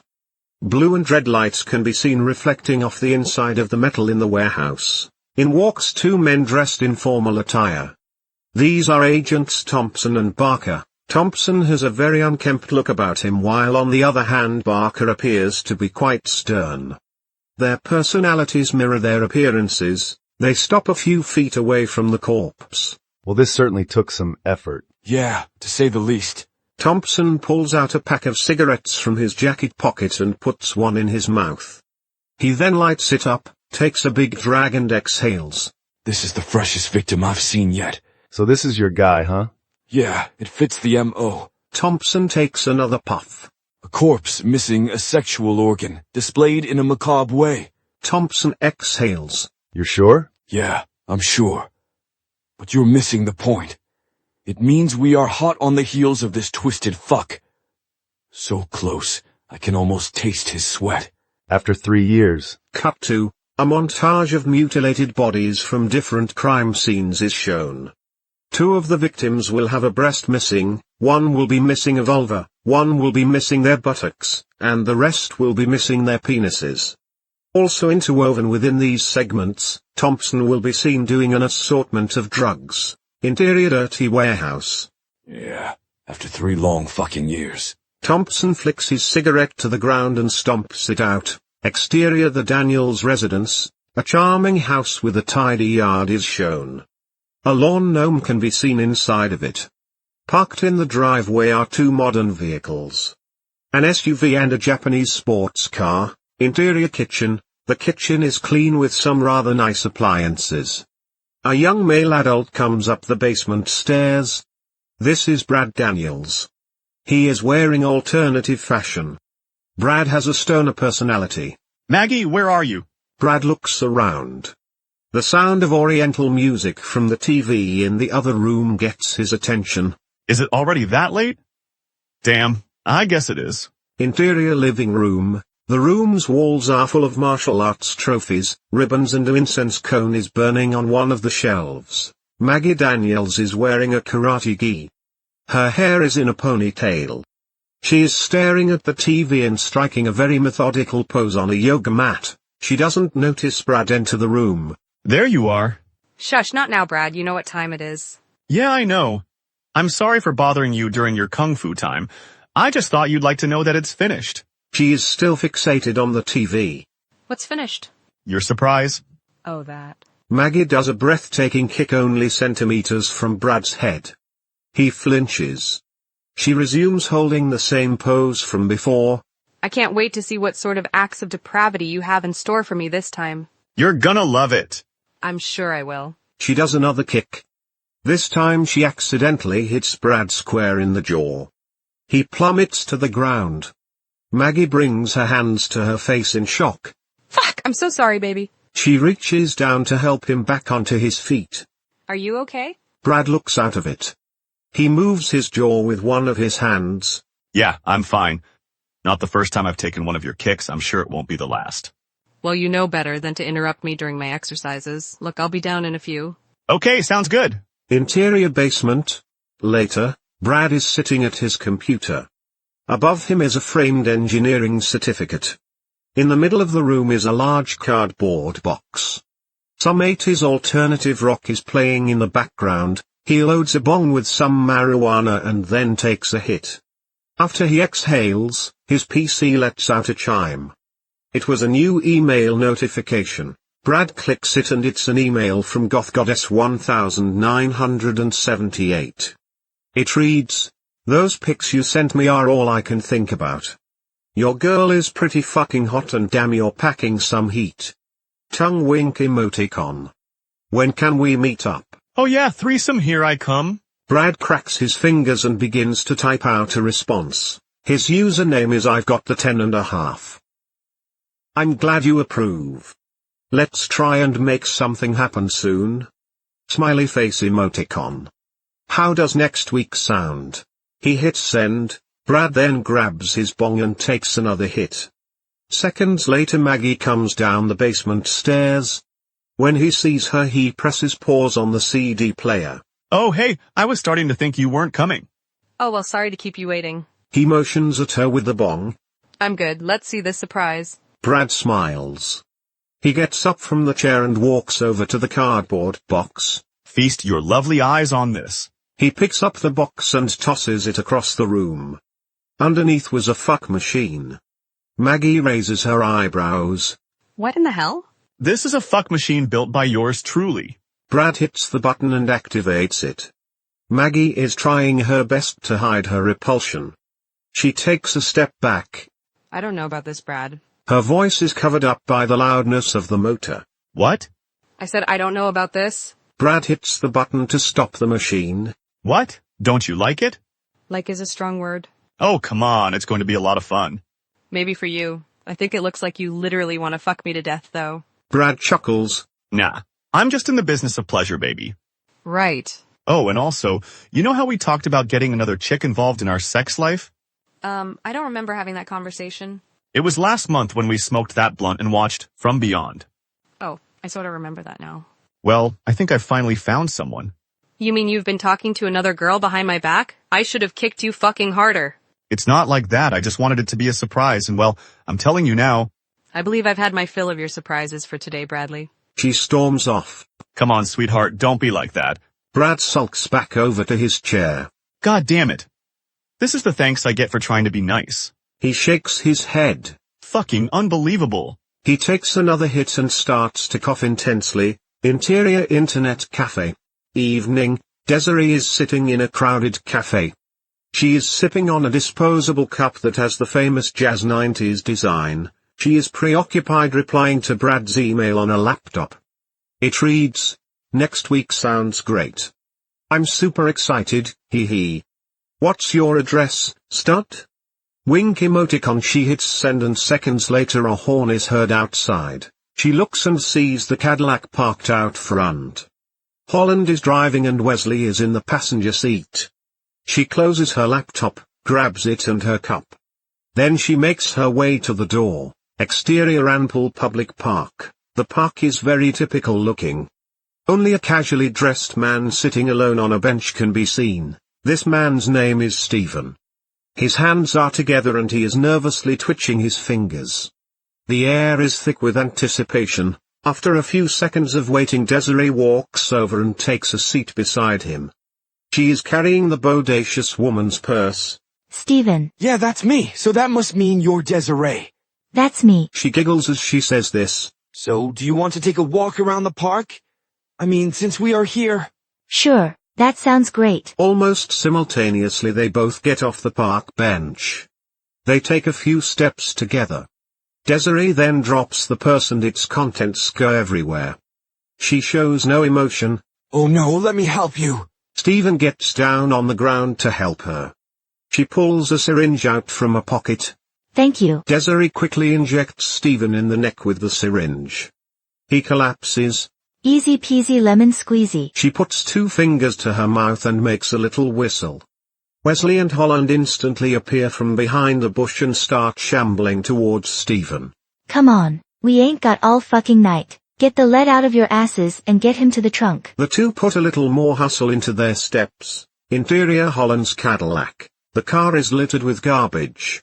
There is a nice cooler in the back and a blanket is beside it. The vehicle isn't in motion.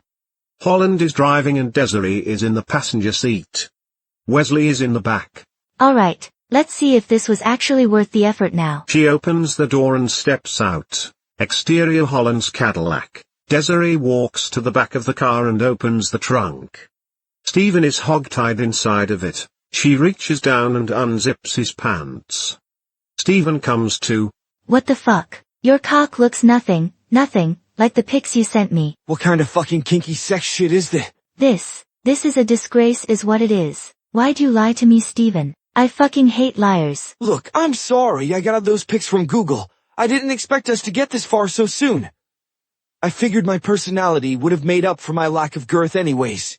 Oh, you figured. Well, figure yourself out of this situation, you goddamn lying tiny dick bastard. She brings the scissors up over top of him.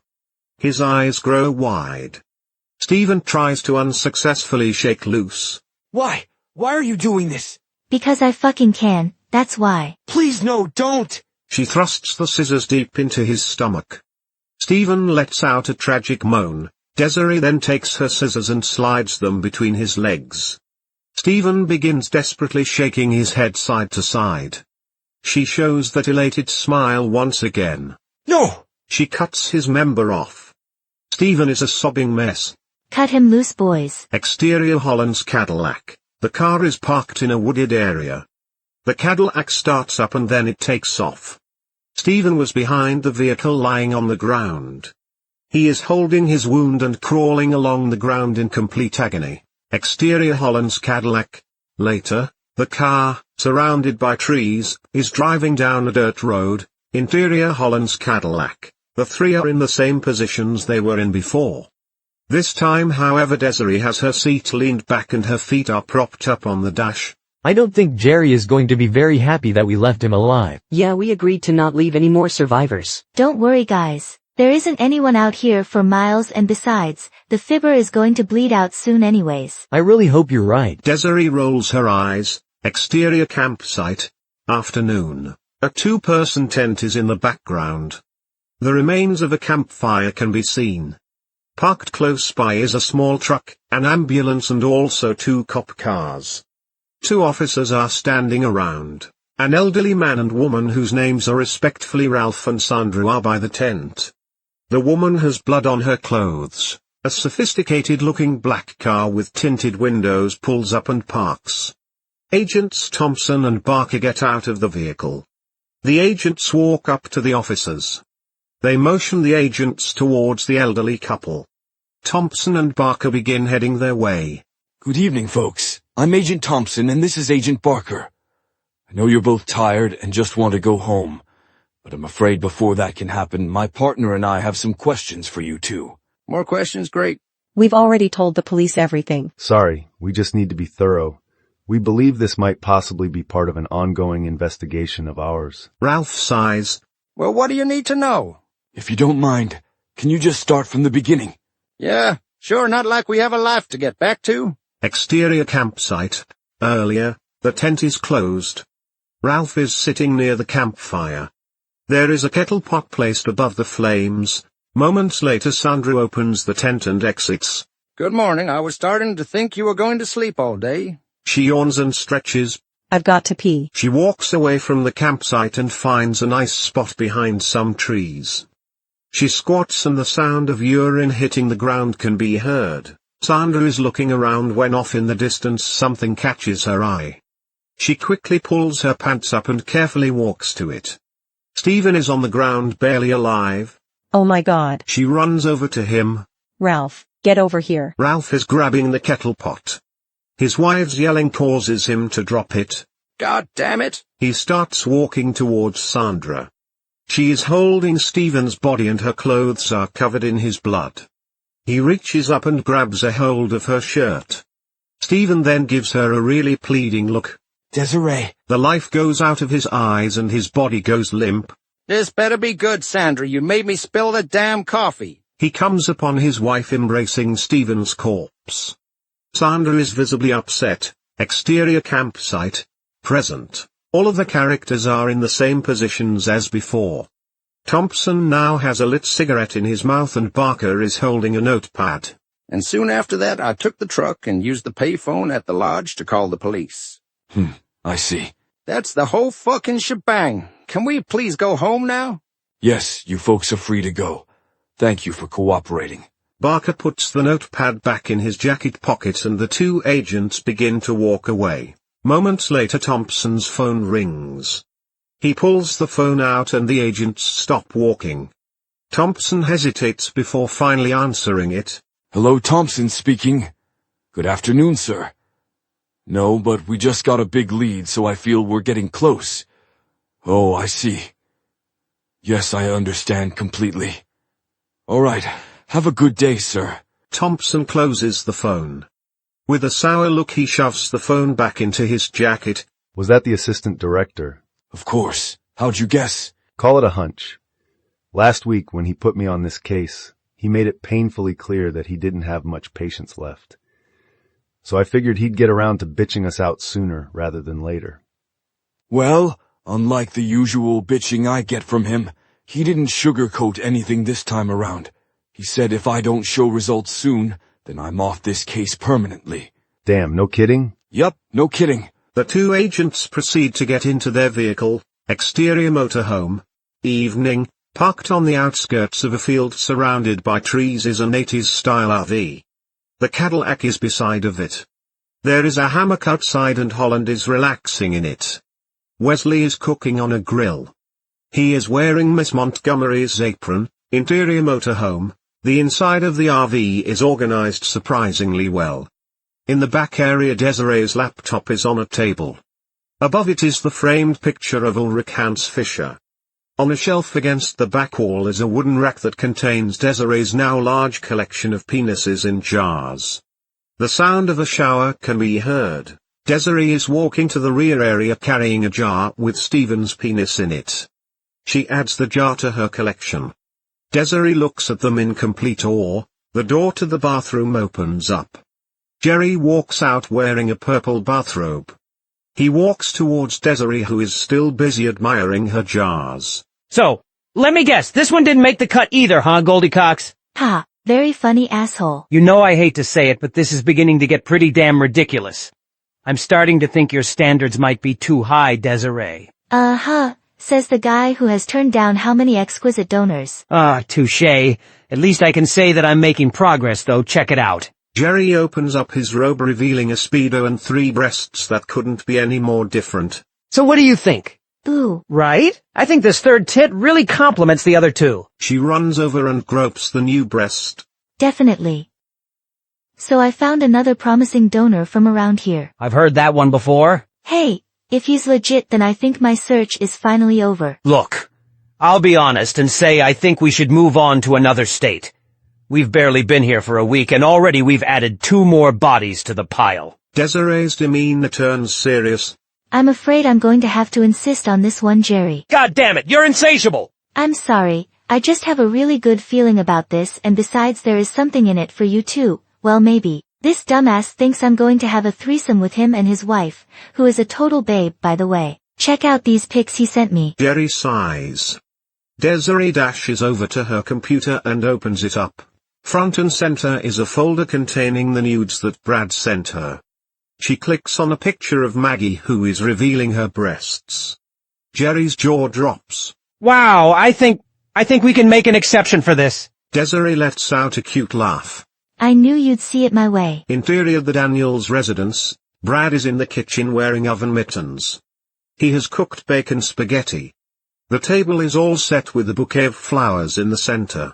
Some progressive rock is playing in the background. Maggie opens the front door and walks in. She's carrying a duffel bag. She sniffs the air and drops the bag. Is he cooking? Maggie enters into the kitchen. She is amazed at what she sees. Take a picture. It'll last longer. I can't believe you cooked something that didn't require the microwave. As soon as she says this, the microwave beeps. I spoke too soon. Maggie laughs. Brad opens the microwave and gets some breadsticks out of it. Her attention turns to the flowers. These flowers are lovely, thank you so much. Brad closes the microwave. She walks over and gives him a kiss on his cheek. I thought you'd like them. After how things ended yesterday, I felt awful, so I figured I should do something special for you. Well, I definitely could get used to this. I bet you could. Brad smiles. Well, what are you waiting for? Chow down! Interior the Daniels residence. Later, both Brad and Maggie are sitting at the table. The plates don't have much food left on them. I'm stuffed. That really hit the spot. I'm glad you enjoyed it. I'm going to go take a shower now. Okay, if you want me to when you get out, I'll massage your feet. Well, I'm not going to turn you down. Interior bedroom. Later, the bedroom has a large waterbed, a stool, a lamp and 2 end tables. There are windows on both sides of the room. Some candles have been lit. The wall behind the bed is full of a variety of typical BDSM supplies and also a phone. Ambient music is playing in the background. Brad is sitting on the bed. Maggie walks in with some shorts and a tank top on. Her hair is in a towel. Damn, you're really going all out tonight. Have a seat, sweetheart. Maggie takes a seat and Brad sits down on the nearby stool. He grabs a hold of some lotion and starts rubbing her foot. Oh, that feels really nice. Brad is concentrating on massaging her foot. So I've been thinking, maybe I overreacted yesterday. Oh yeah? Yeah, I mean, it's not like I haven't told you before that I was bi-curious. That's true. What does this girl even look like? Brad begins rubbing the other foot. Oh, you know, just your stereotypical goth chick. I believe you'd think she is cute, though. Oh, and by the way, she thinks you're hot stuff. Interesting. Maybe you can show me a picture of her later. You bet. Hey, Brad. Yes, dear? All of this has really put me in the mood. For the fuck machine? Damn, I thought you'd never ask. Oh, hell no, not for that monstrosity. Well, damn. You're going to have to get me drunk, stoned, or both for that. Brad laughs. Well, what the hell are you waiting for? Get your ass up here, you big dummy. On it. Brad climbs in the bed beside Maggie and they start kissing passionately. Exterior diner. Afternoon. The agent's car is parked outside of a mom-and-pop's diner. There aren't too many people inside. Interior bathroom. Thompson walks into the male restroom. He looks tired. The overhead vent makes a noticeable metallic noise. He checks to see if any of the stalls are occupied. They are not. Thompson then locks the door. He smashes up some unknown pills on the counter with his lighter. Thompson puts a finger over one of his nostrils and then he bends down and begins to snort the substance. Interior diner, Barker is sitting at a table. A waitress brings over 2 cups of coffee. He checks his wristwatch. When Barker looks up, Thompson is standing in front of him. You look like shit. Yeah, I've been up all night. Thompson takes a seat.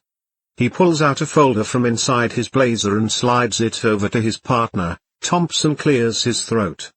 Barker opens the folder and as he goes through the contents his partner begins a monologue. Desiree Lynn Tillman and Jerry Lee Montgomery are now our main suspects. Desiree has a rather colorful history. She went on a short murder spree in the August of '95. Killed 2 male individuals in Ohio, and in the process severed their members. She was caught soon afterwards, and spent a couple years in a mental hospital, where she ended up assaulting 4 of the staff. Jerry was actually an orderly there, and she broke his arm in the incident, and it appears he caught the love bug after that, because on his return to work, he ended up helping her escape. The hospital tried to cover all of this up for their own benefit, so this information wasn't easy to get, but I managed. Also, there was a situation in Kentucky shortly before the escape, involving a young man who was drugged and had half of his arm amputated. The culprit was never caught. However, if you look at this drawing by a forensic artist, it looks a hell of a lot like Jerry. 5 years have went by, and no one has seen or heard from them since. Now on that map, you'll notice that I have marked where all of the murders that I've been following have occurred at. The first one was in Indiana, and they have slowly migrated across country to Colorado. Barker appears to be overwhelmed with this flood of information. Damn, this all just seems too good to be true. The pieces all fit, Barker. Are you certain this isn't all just one big coincidence, though? I don't believe in coincidences. Okay, well what now? We wait. There are APBs out for both of them. So suffice to say, but their days are fucking numbered. Exterior the Daniels residence. After midnight, the lights are out in the home. Holland's Cadillac pulls up and parks in the driveway. Interior the kitchen, there is an empty bottle of wine on the kitchen table. The microwave time reads 2:05 and then it goes blank as the power goes off. Interior bedroom, the couple is asleep in their bed. A loud bang is heard and the couple wakes up. What the fuck was that? Brad reaches over to try and turn the lamp on but nothing happens. Shit, the power is off. Maggie gets out of bed and looks through the window. She sees Jerry, Wesley, and Desiree standing on the porch. It's that girl you met online and 2 others are with her. What? You're kidding. No, I'm not. I'm calling the police. Brad grabs the bedside phone and puts it up to his head. It's dead. Exterior the Daniels residence, Wesley knocks the front door down. Interior the Daniels residence, Brad gets to his feet. Maggie begins to walk out of the room. Where are you going? I'm going to put my training to use. Not by yourself, you're not. I'm coming with you. That's sweet of you to suggest, but honey, you know you'd just end up getting in my way. Just wait here and hide, please. God damn it, talk about embarrassing. At least promise me you'll be careful. She gives him a kiss on the mouth. I promise. Maggie exits out of the room. Interior hallway. Maggie hears footsteps approaching so she hides against the corner of the wall. Desiree comes into view holding her scissors. She walks in front of Maggie but doesn't notice her. Maggie jumps out of the shadows and hits Desiree with a flying kick to the back. Desiree stumbles for a bit but doesn't fall. She turns and sizes Maggie up. Oh, so you think you can take me, bitch? Maggie smirks. I know I can. Desiree screams and runs at her with the scissors extended. Interior Holland's Cadillac. Holland is sitting in the driver's seat. A car can be heard coming down the road. He looks in the side mirror and notices that it's a cop. Shit. Holland ducks down in the back of the car and hides under a blanket. Interior the Daniels residence. Desiree is slashing wildly at Maggie. She dodges every attack very elegantly. Jerry and Wesley come in through the other end of the hallway. They stop and look at the fight in pure astonishment. Maggie is patiently waiting for a window of opportunity to attack. It finally arrives and she quickly performs a stunning kick that hits Desiree in the face.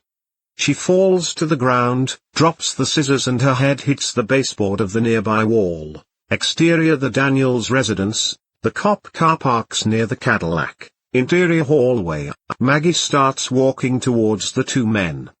Desiree reaches out, grabs Maggie's leg and then pulls her to the floor. Interior police car. The cop, Officer Jackson, is a large, middle-aged man. He is talking to dispatch on his two-way radio. This is Officer Jackson. I'm at 710 Carpenter Road. I suspect foul play.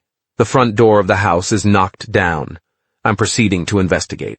Send backup, over and out. Interior hallway. Maggie rises to her feet and takes a fighting stance against Desiree. Her scissors are back in her hand, blood is on her forehead and her demeanor has changed. She motions at Wesley and Jerry. Go and get him. This cunt is mine. Exterior police car. Officer Jackson exits out of the vehicle. He heads in the direction of the Cadillac. He stops and shines a light inside of it. Interior bedroom. Jerry enters the bedroom and as soon as he does, Brad tackles him to the floor, which unbeknownst to Jerry causes his monocular to slip out of his pocket. Brad soon begins pummeling Jerry's face. Exterior dilapidated Cadillac. Officer Jackson doesn't see Holland hiding in the car so he walks away to investigate the other vehicles. Interior bedroom. Wesley walks into the room. He immediately sticks a syringe into Brad's neck. He falls to the floor. Interior hallway. Maggie is ferociously throwing kicks and jabs at Desmond who is dodging each and every one of them. When he can, he slashes at Maggie but never makes contact. Interior bedroom. Jerry stands up, his face is bloodied. Fucker sucker punched me! He kicks Brad's body and spits blood on him. Exterior the Daniels residence. Officer Jackson walks up onto the porch holding a pistol and a flashlight. He shines his light into the interior of the house. Interior hallway. Jerry and Wesley are carrying Brad. Maggie and Desmond are no longer around. This is the police. Come out where I can see you. The two men stop when they hear the officer's voice and then they share a panicked look. Exterior the Daniels residence. Holland sneaks up behind Officer Jackson and hits him with a lawn gnome. He collapses on the porch and drops his gun. Hurry up in there. Holland reaches down and grabs the police officer's pistol. Interior kitchen. Desmond jabs at Maggie with his scissors. He misses and they end up getting stuck in the wall. Maggie kicks him into the nearby open closet where he smashes right into a trash can. Maggie shuts the closet door and wedges a chair up under its doorknob. Exterior the Daniels residence. Wesley and Jerry come out the front door carrying Brad. Holland opens the side door of the van. Interior kitchen. Desmond is banging on the door of the closet and screaming. Maggie is no longer in the kitchen. Exterior Holland's Cadillac. They put Brad inside. The sound of sirens can be heard in the distance. Jerry shuts the door. Fuck, where is she? Interior bedroom. Maggie runs into the room. She looks really out of breath. No! Interior Holland's Cadillac. Jerry is in the driver's seat and the other two are in the back. Jerry hits the horn a few times. The sound of the sirens have grown a lot louder. Shit, we had to go. No, we can't leave her behind! Jerry, I'm sorry but we had to go. God damn it! Exterior the Daniels residence. Maggie runs out of the house and jumps over Officer Jackson's body.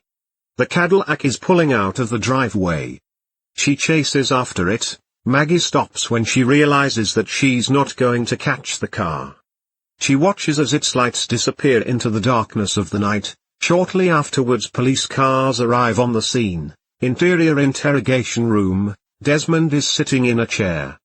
Restraints are around his stomach and handcuffs are attached to it. He looks very disoriented. No. You've had your turn at the wheel for far too long. Agent Thompson walks in the room carrying a folder. He has a seat across from Desmond. Who were you talking to just now? My sister. Oh, so this must be Desmond. Your reputation precedes you. Desmond just stares at him. You look surprised that I know your name. Thompson grins. Let's just say I've done my homework. He opens his folder and begins putting pictures on the table across from the criminal. Desmond smiles that signature smile of his. Oh, so you get off on this, huh? It's only natural for someone to take pride in their work. You make me sick. These were innocent people.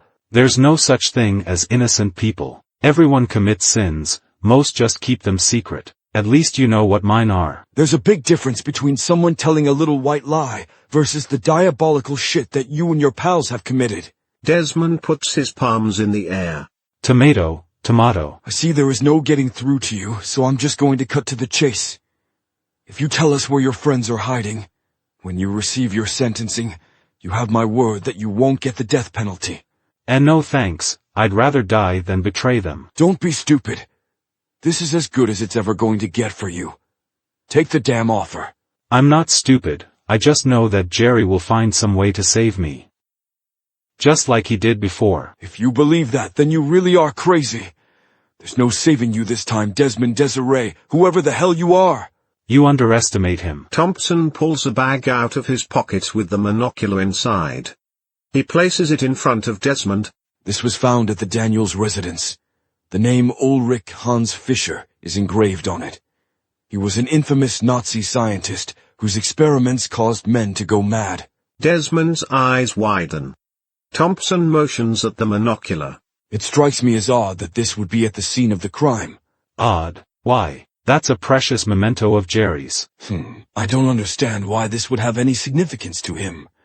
Because it belonged to his father, duh. His father? Desmond begins to snicker. Who is the stupid one now? You should be embarrassed to not know that. Well, here's a detail you seem to not be aware of. Ulrich Hans Fischer was the one who hijacked your parents' car, which caused your mom's miscarriage and your dad's death. What a strange fucking coincidence, huh? Desmond's face turns red. You're a goddamn liar. That's fucking impossible. Thompson pulls out a newspaper clipping from his folder and puts it on the table in front of Desmond. It details the carjacking that Ulrich committed. He was attempting to flee from being deported. The agent begins to smile. Read it and weep. Desmond stares at the paper with undeniable rage. Seconds later the sound of someone knocking at the door can be heard. Thompson gets up to check it out. Interior corridor. Agent Barker is standing outside the interrogation room. Oh, look who finally decided to show up to work today.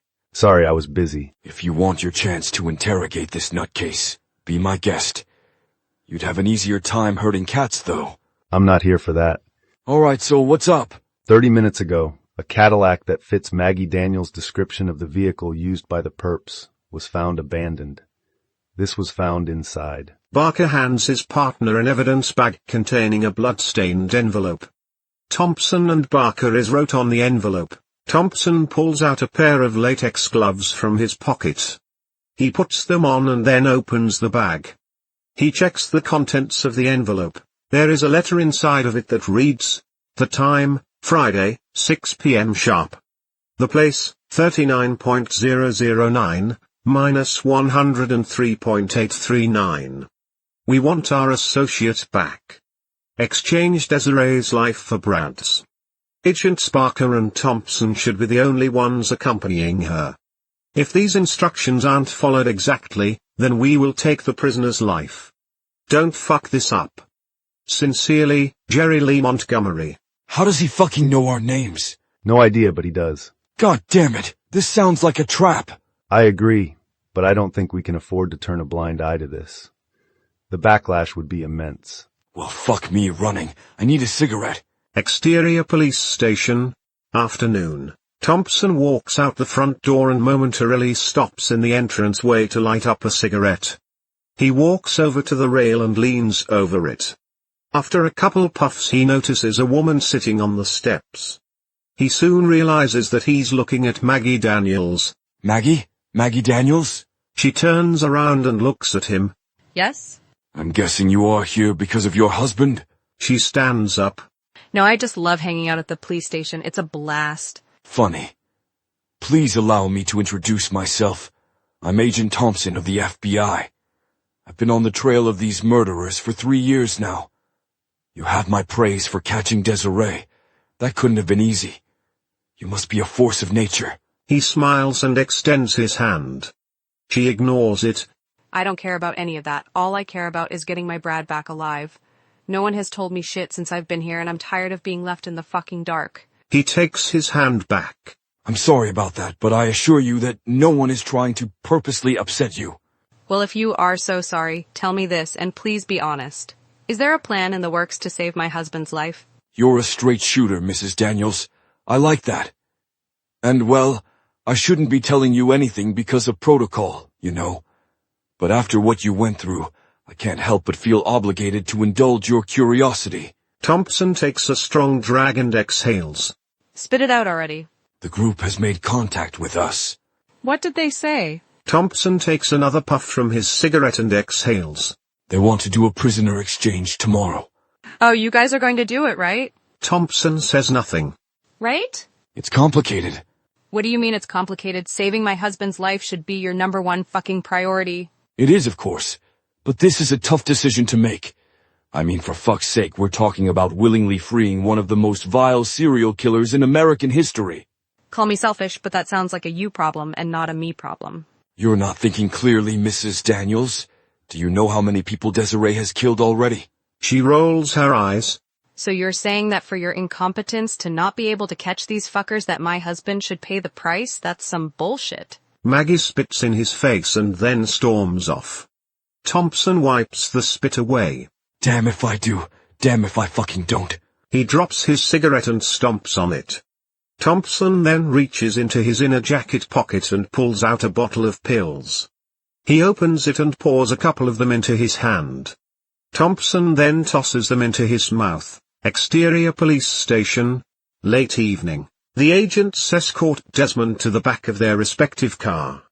He is still in restraints. Interior SUV. Maggie is sitting in her vehicle. She is wearing a fancy-looking leather jacket and her hair is in a ponytail. In her rear-view mirror she can see Thompson get into the driver's side of his car and Barker get into the passenger side. Exterior SUV. The agent's vehicle drives past Maggie's SUV. She waits briefly before following after them. Exterior front of junkyard. Super. The next day, 5:45 p.m. The agents park their car on a bridge in front of a large decrepit junkyard. Surrounding the front and sides of the junkyard is a tall chain-link fence with barbed wire over top of it. The gate is locked, but to the side of it there is an opening in the fence.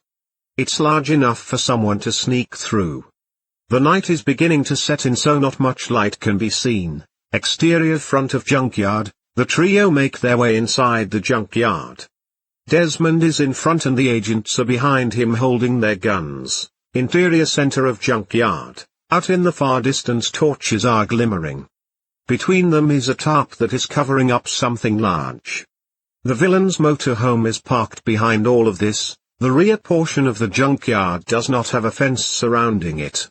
Instead it has a steep downward incline. The agents and Desmond are moving slowly towards the torch. Exterior front of junkyard. Maggie arrives in her SUV and parks behind the agent's car. Interior rear of junkyard. The trio make it about 100 feet away from the motorhome when Thompson abruptly stops. This is far enough. Barker and Desmond stop. Jerry Lee Montgomery, show yourself. Jerry walks out from behind the motorhome. Holland and Wesley are behind him. Holland has a pistol in his hand. The criminals begin to make their approach. They halt, moving beside the tarped object.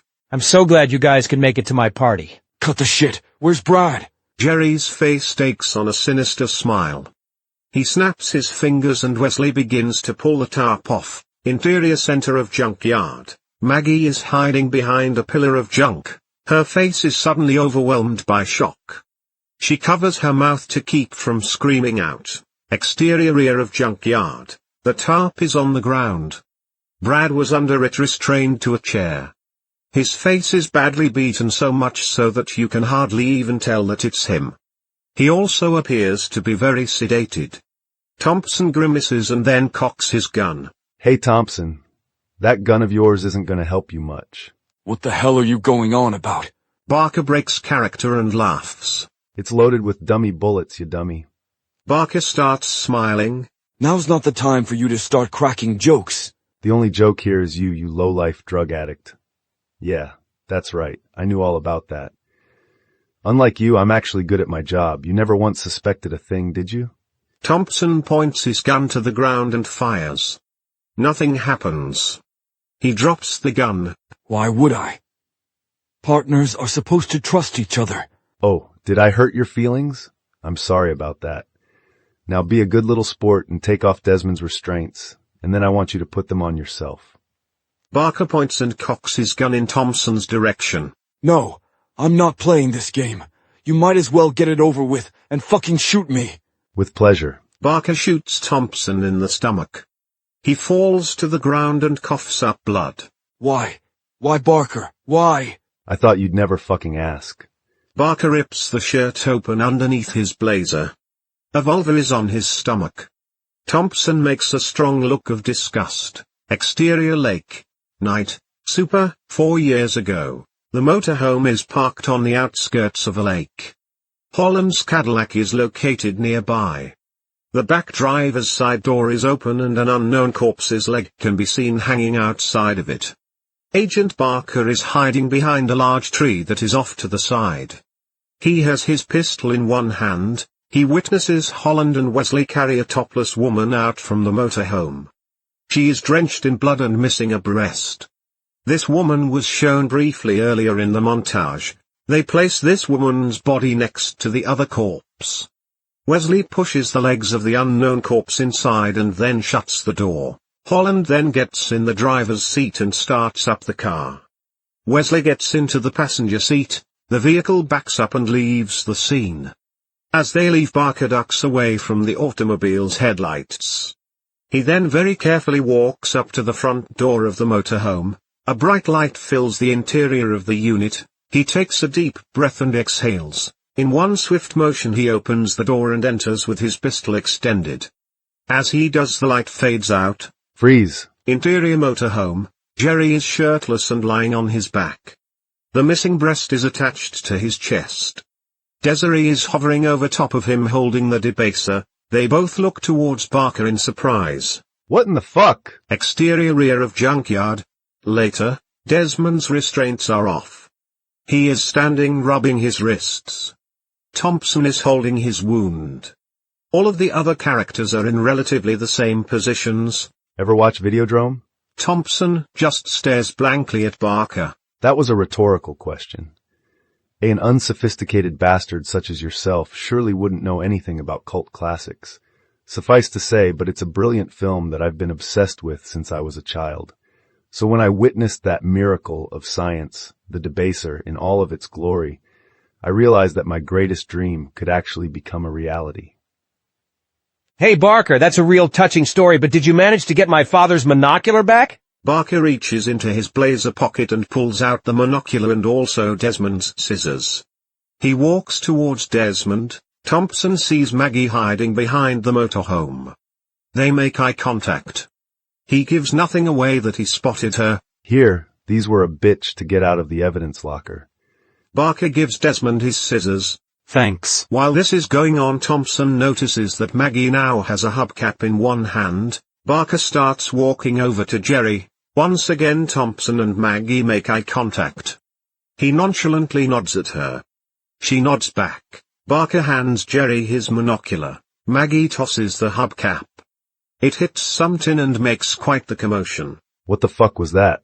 Probably some animal. But just in case it wasn't Holland, Wesley, go check it out. Sure. Wesley and Holland walk off towards the sound.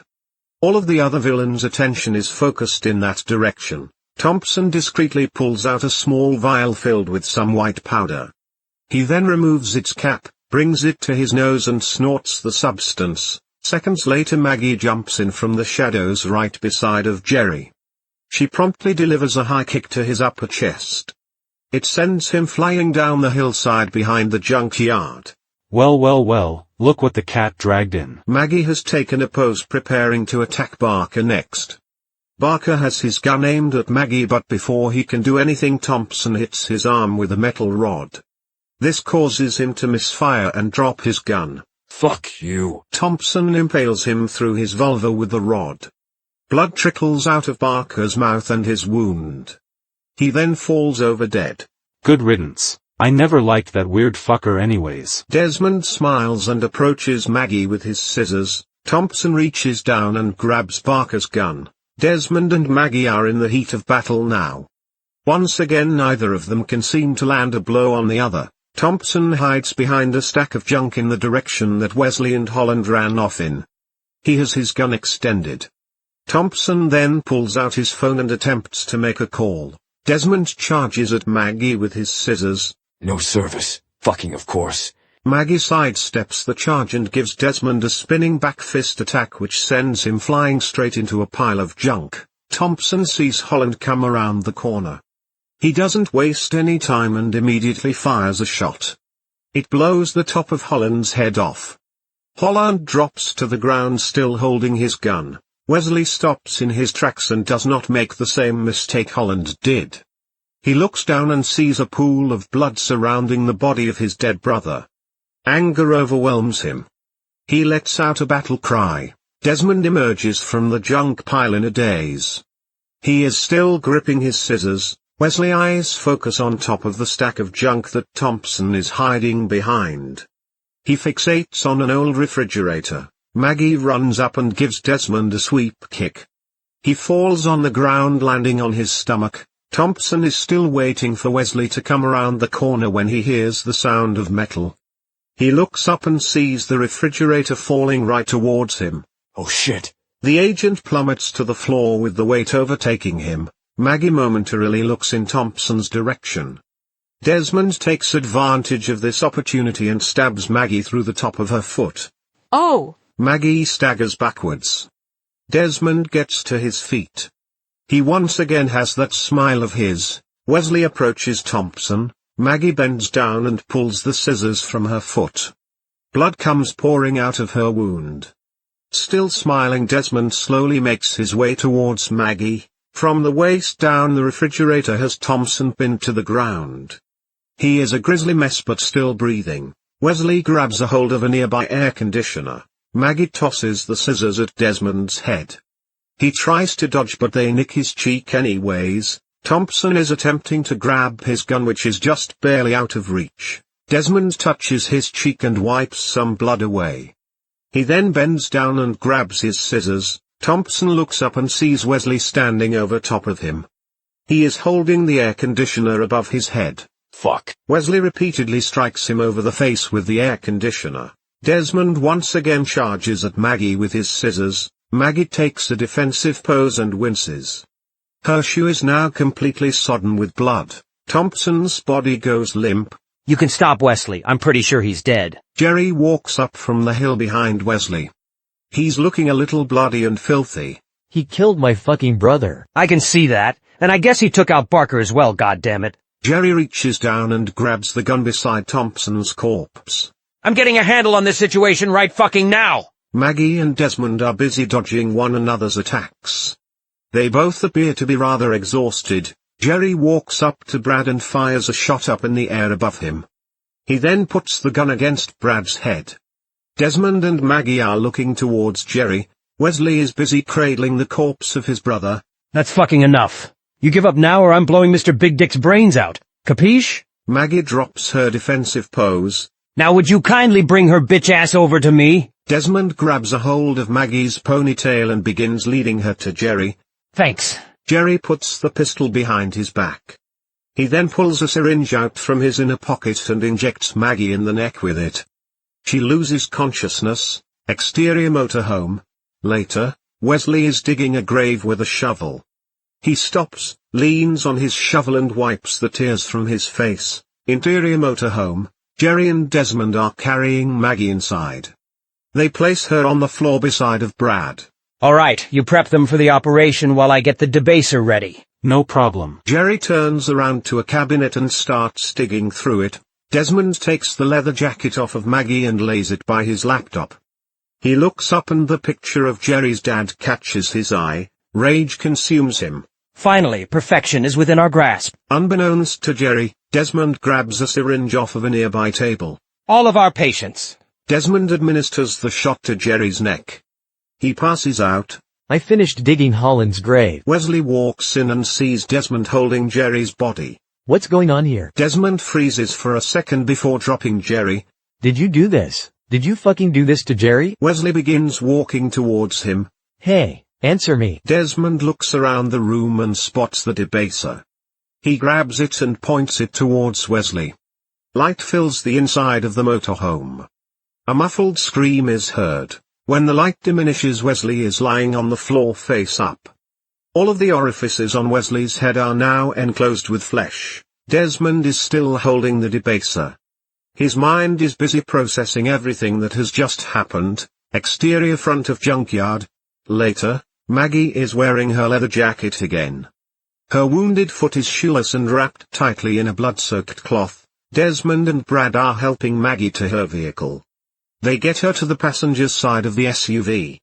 Maggie leans against the passenger front side door. The couple looks at Desmond. I wish I could say that it has been a pleasure, but that couldn't be further from the truth.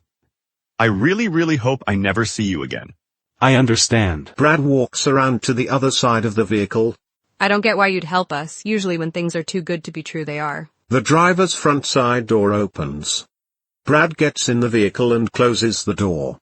I guess, I just couldn't stand being a part of this bloodshed any longer. Call it a change of heart if you will. Okay, so no catch? No catch. Alright, that works for me. Maggie begins to get into the passenger side door. She stops and looks at Desmond. Hey, for what it's worth, you were one hell of an opponent.